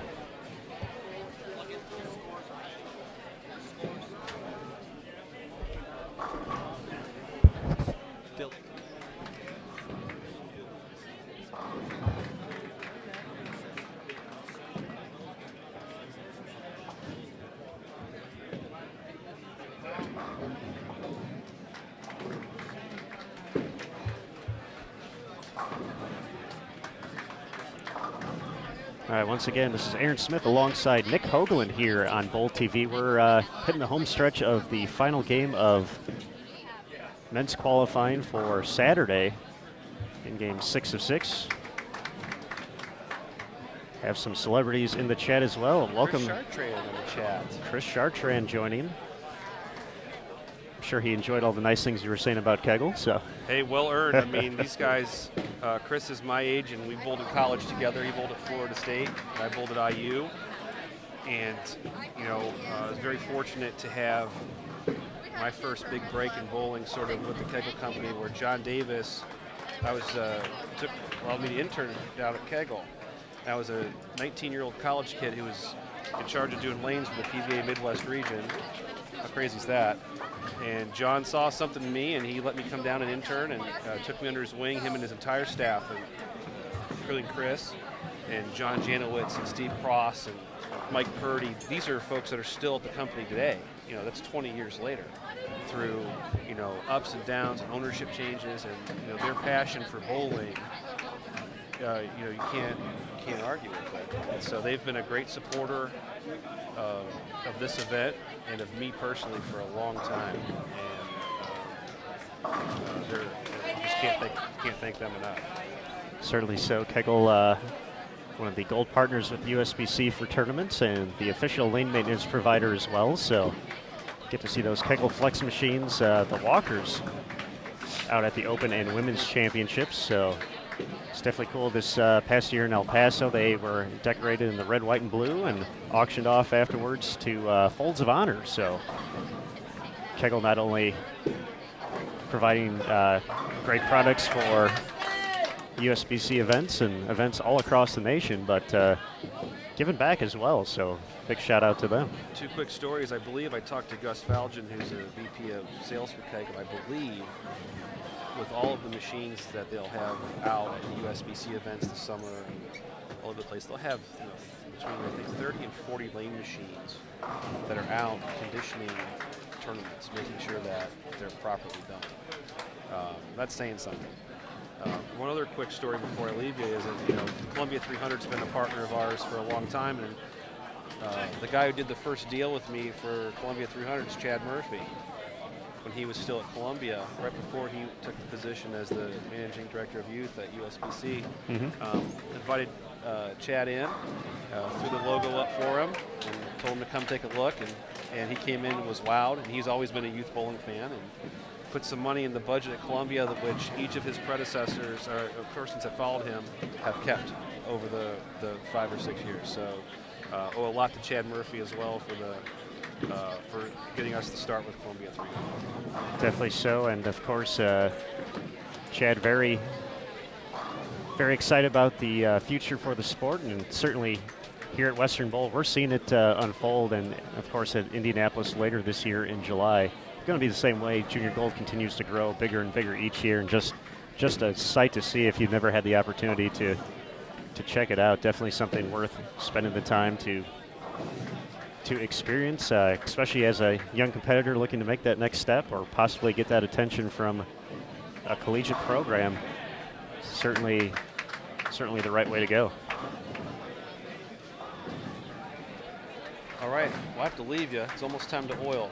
It is. That we got to get ready for the women's squad, so I will let you do what you do, and a big thank you for, once again, everything you do with the tournament and helping us out here and spending a few minutes here on Bowl TV. Well, thank you for coming, and thank the USBC. It's not the same if you're not here, so hope to see you next year.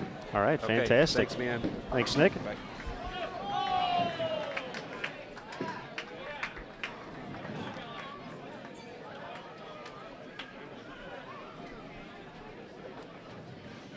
All right, once again, that was Nick Hoagland joining us here on Bowl TV, part of the tournament staff here at the 47th Annual Hoosier Classic, presented by Columbia 300 and H2M Management. Definitely got some great insight there on what happens, or what's going on the lanes, and Nick, kind of the mastermind, as we said, behind the patterns, along with help from the good folks at Kegel. So that is what we're seeing out here.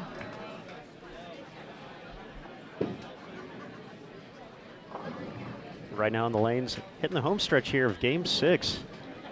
McKendree and Weber International over on 71 and 72. Pikeville and William Penn on 73 and 74.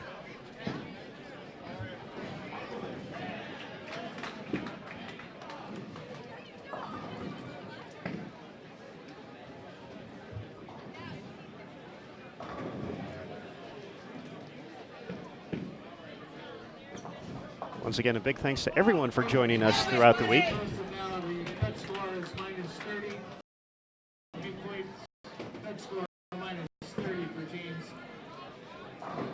Welcome in the chat to Matt Standinger,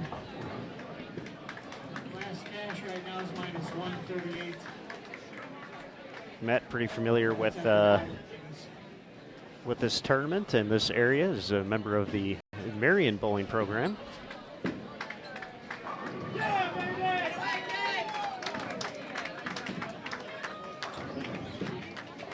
Matt also an alumni of Highland High School, same place I went, so definitely cool. And thanks for swinging by and joining us here today, Matt.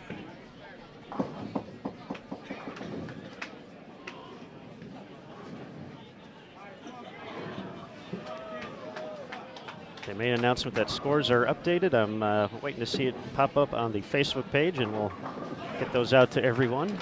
Once again, scores only up through game 4 so far. It looked like Weber International was going to move into the lead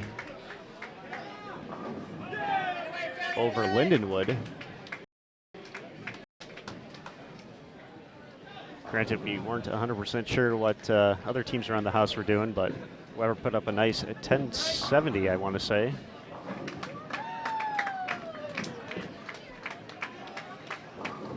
So as soon as those are up, we will verify and let you know.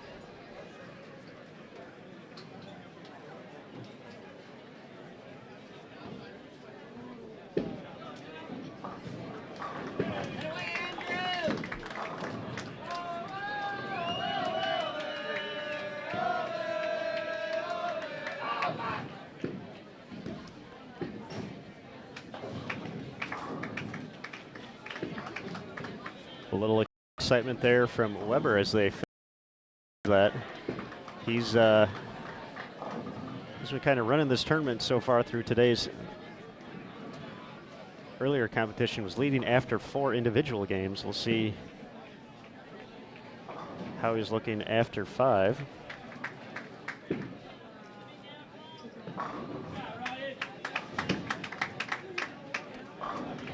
Scores are updated now through game number 5, and Calumet College decided to shoot a even bigger game than everyone else in game 5 to move into the overall lead with a 52-55. They're 3 pins ahead of Weber International, who are now sitting in second. Lindenwood had dropped to 4th. Our runners up here at the 2015 Hoosier 50-69 in 6th. Midland in 7th at 50-32, and Northwestern Ohio rounds out the top 8 at 49-70, so 7 teams plus so far. First 2 teams out, Wichita State 49-63 and Notre Dame, Ohio 49-19.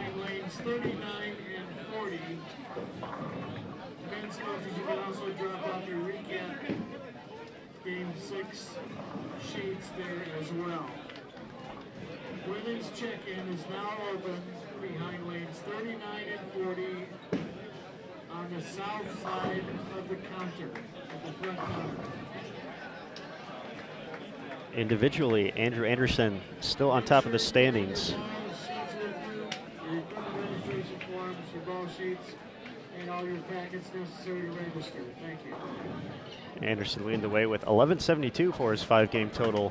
For the men, we have a paddock area behind the counter on the south side, behind the black curtains, where you can store your equipment overnight. The ladies' paddock is on the north end of the new lounge.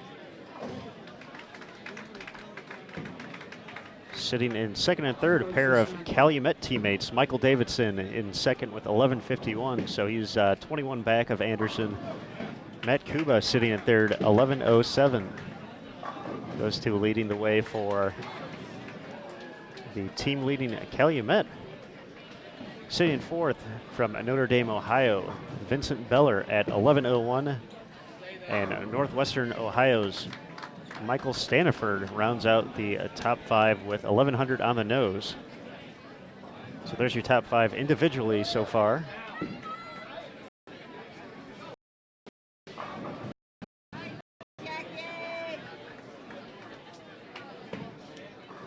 So big game from Calumet. Pushes them ahead of Weber and Lindenwood to jump from third to first.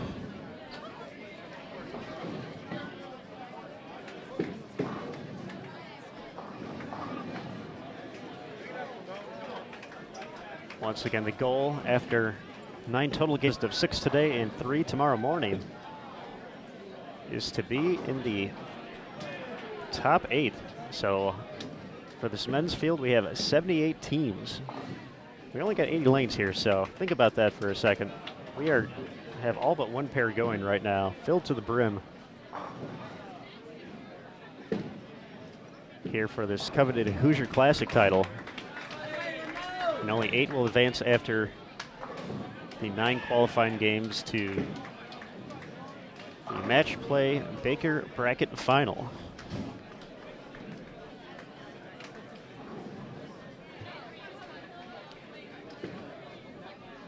The bracket will consist of best of 3 Baker matches through the quarterfinal, there we go, and semifinal before the championship match is a best of 7.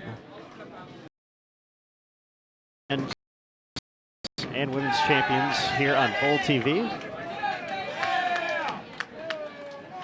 So definitely a lot to look forward to here for the rest of the weekend.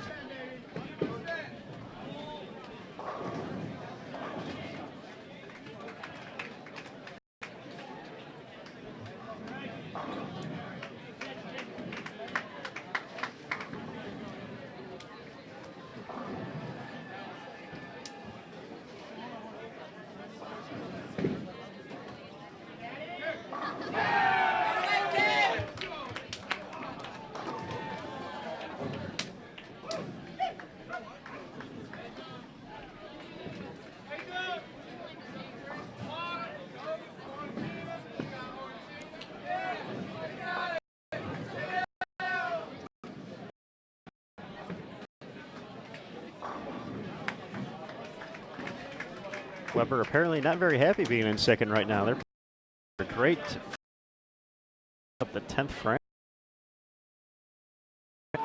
So far in the 9th. Run a little bit high leaves the 3-6-10.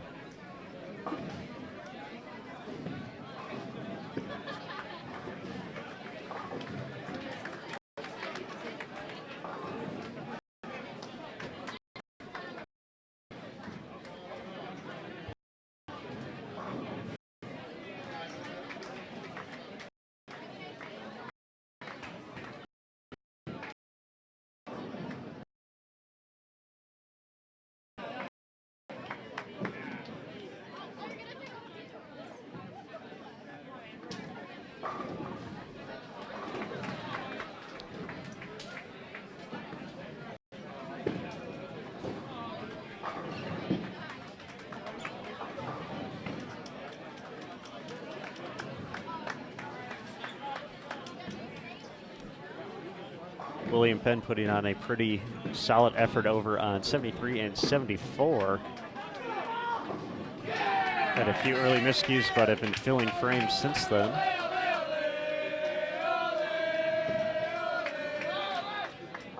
And Weber's just having way too much fun out there. So they look to jump back into the lead here in the finale.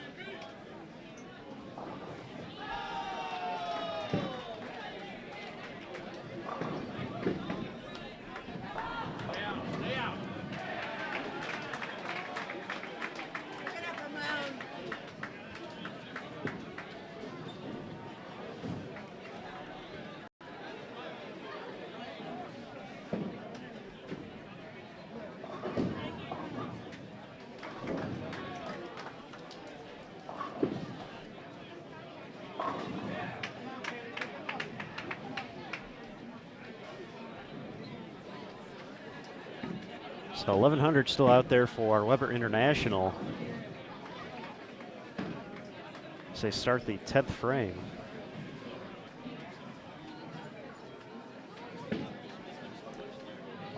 It's going to require quite a few doubles, though, so we'll see how things pan out on lane 71. Once again, they're looking to jump back into the lead.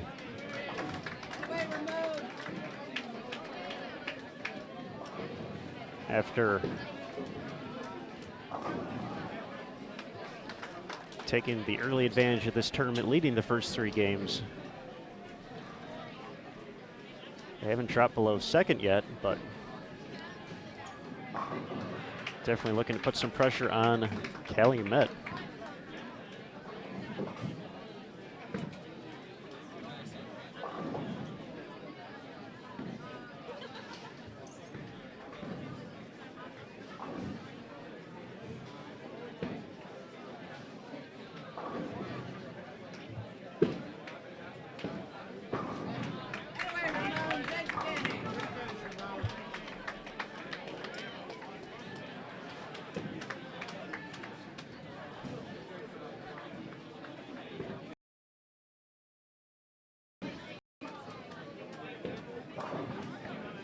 Once again, a reminder, the ladies check-in is now available behind lanes 39 and 40 at the south end of the front counter. Yeah! Great shot, bud! Pick up everything you can come and see Bo behind lanes 39 and 40.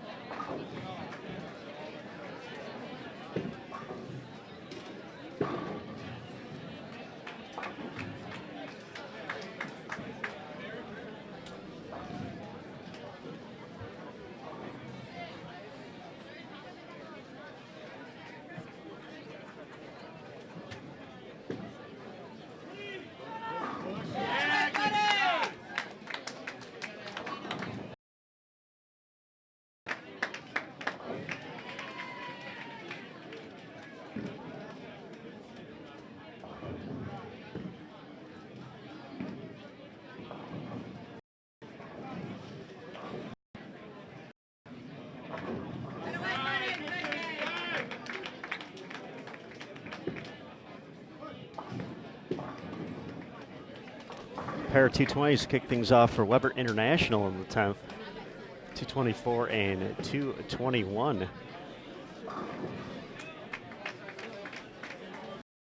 Once again, leading the in. The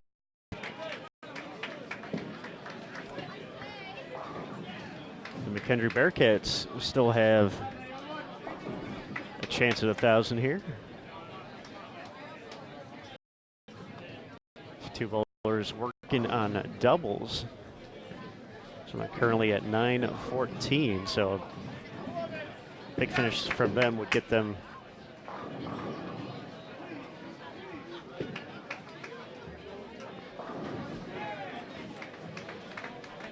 just past the mark.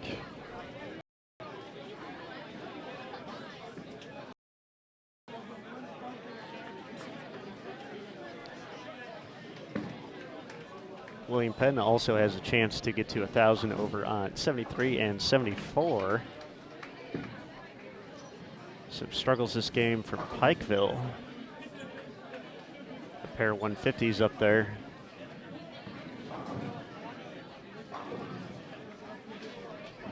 They'll have their work cut out for them.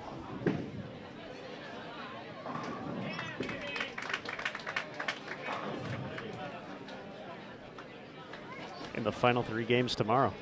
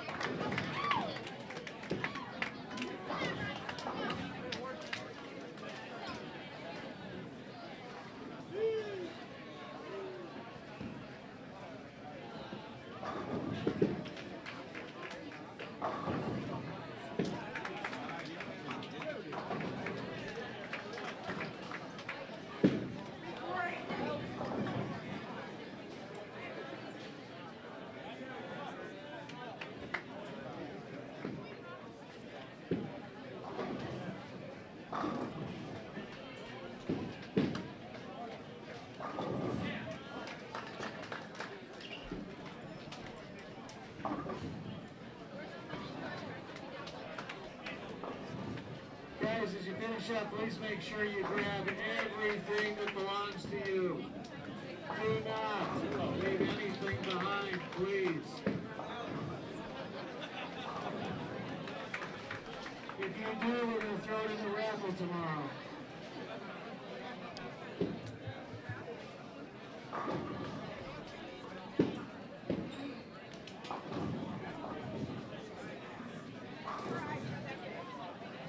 Not the shot McKendree was looking for to kick off the 10th for their anchor bowler. Still had 2 60s out there. Gets it right and leaves a washout. Andrew Anderson delivers a strike for Weber. So he's in the 240s with good count. Still can max out at 251.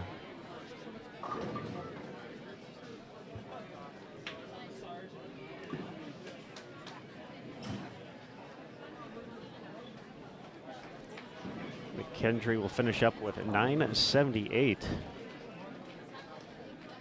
So a rough finish for the Bearcats there.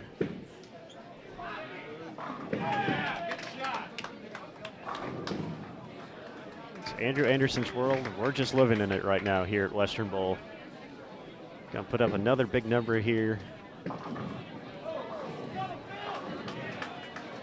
And Weber's gonna put up a big total of their own. 1090 with one more strike.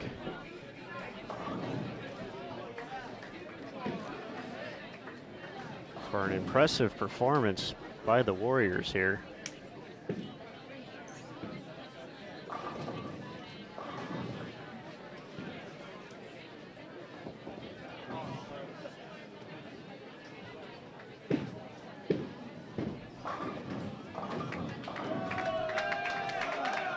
One more strike, 251 for Anderson, 1090 for Weber International. McKendree Bearcats finish with 978. Just a few more shots on 73 and 74. We will have people coming around to clean the bowling area. So ladies, you might wait a little bit before you start loading your equipment up over there, so give us time to clean the areas up. Thank you.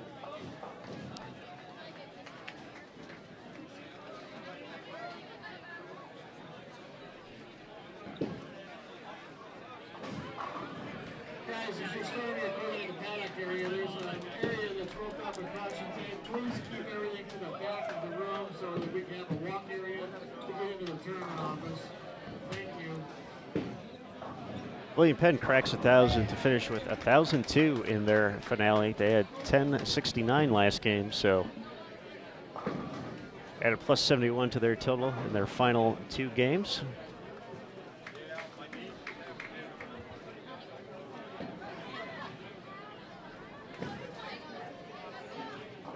As we get the final 2 shots from Pikeville, just a reminder, we're going to be back on Bowl TV later this evening.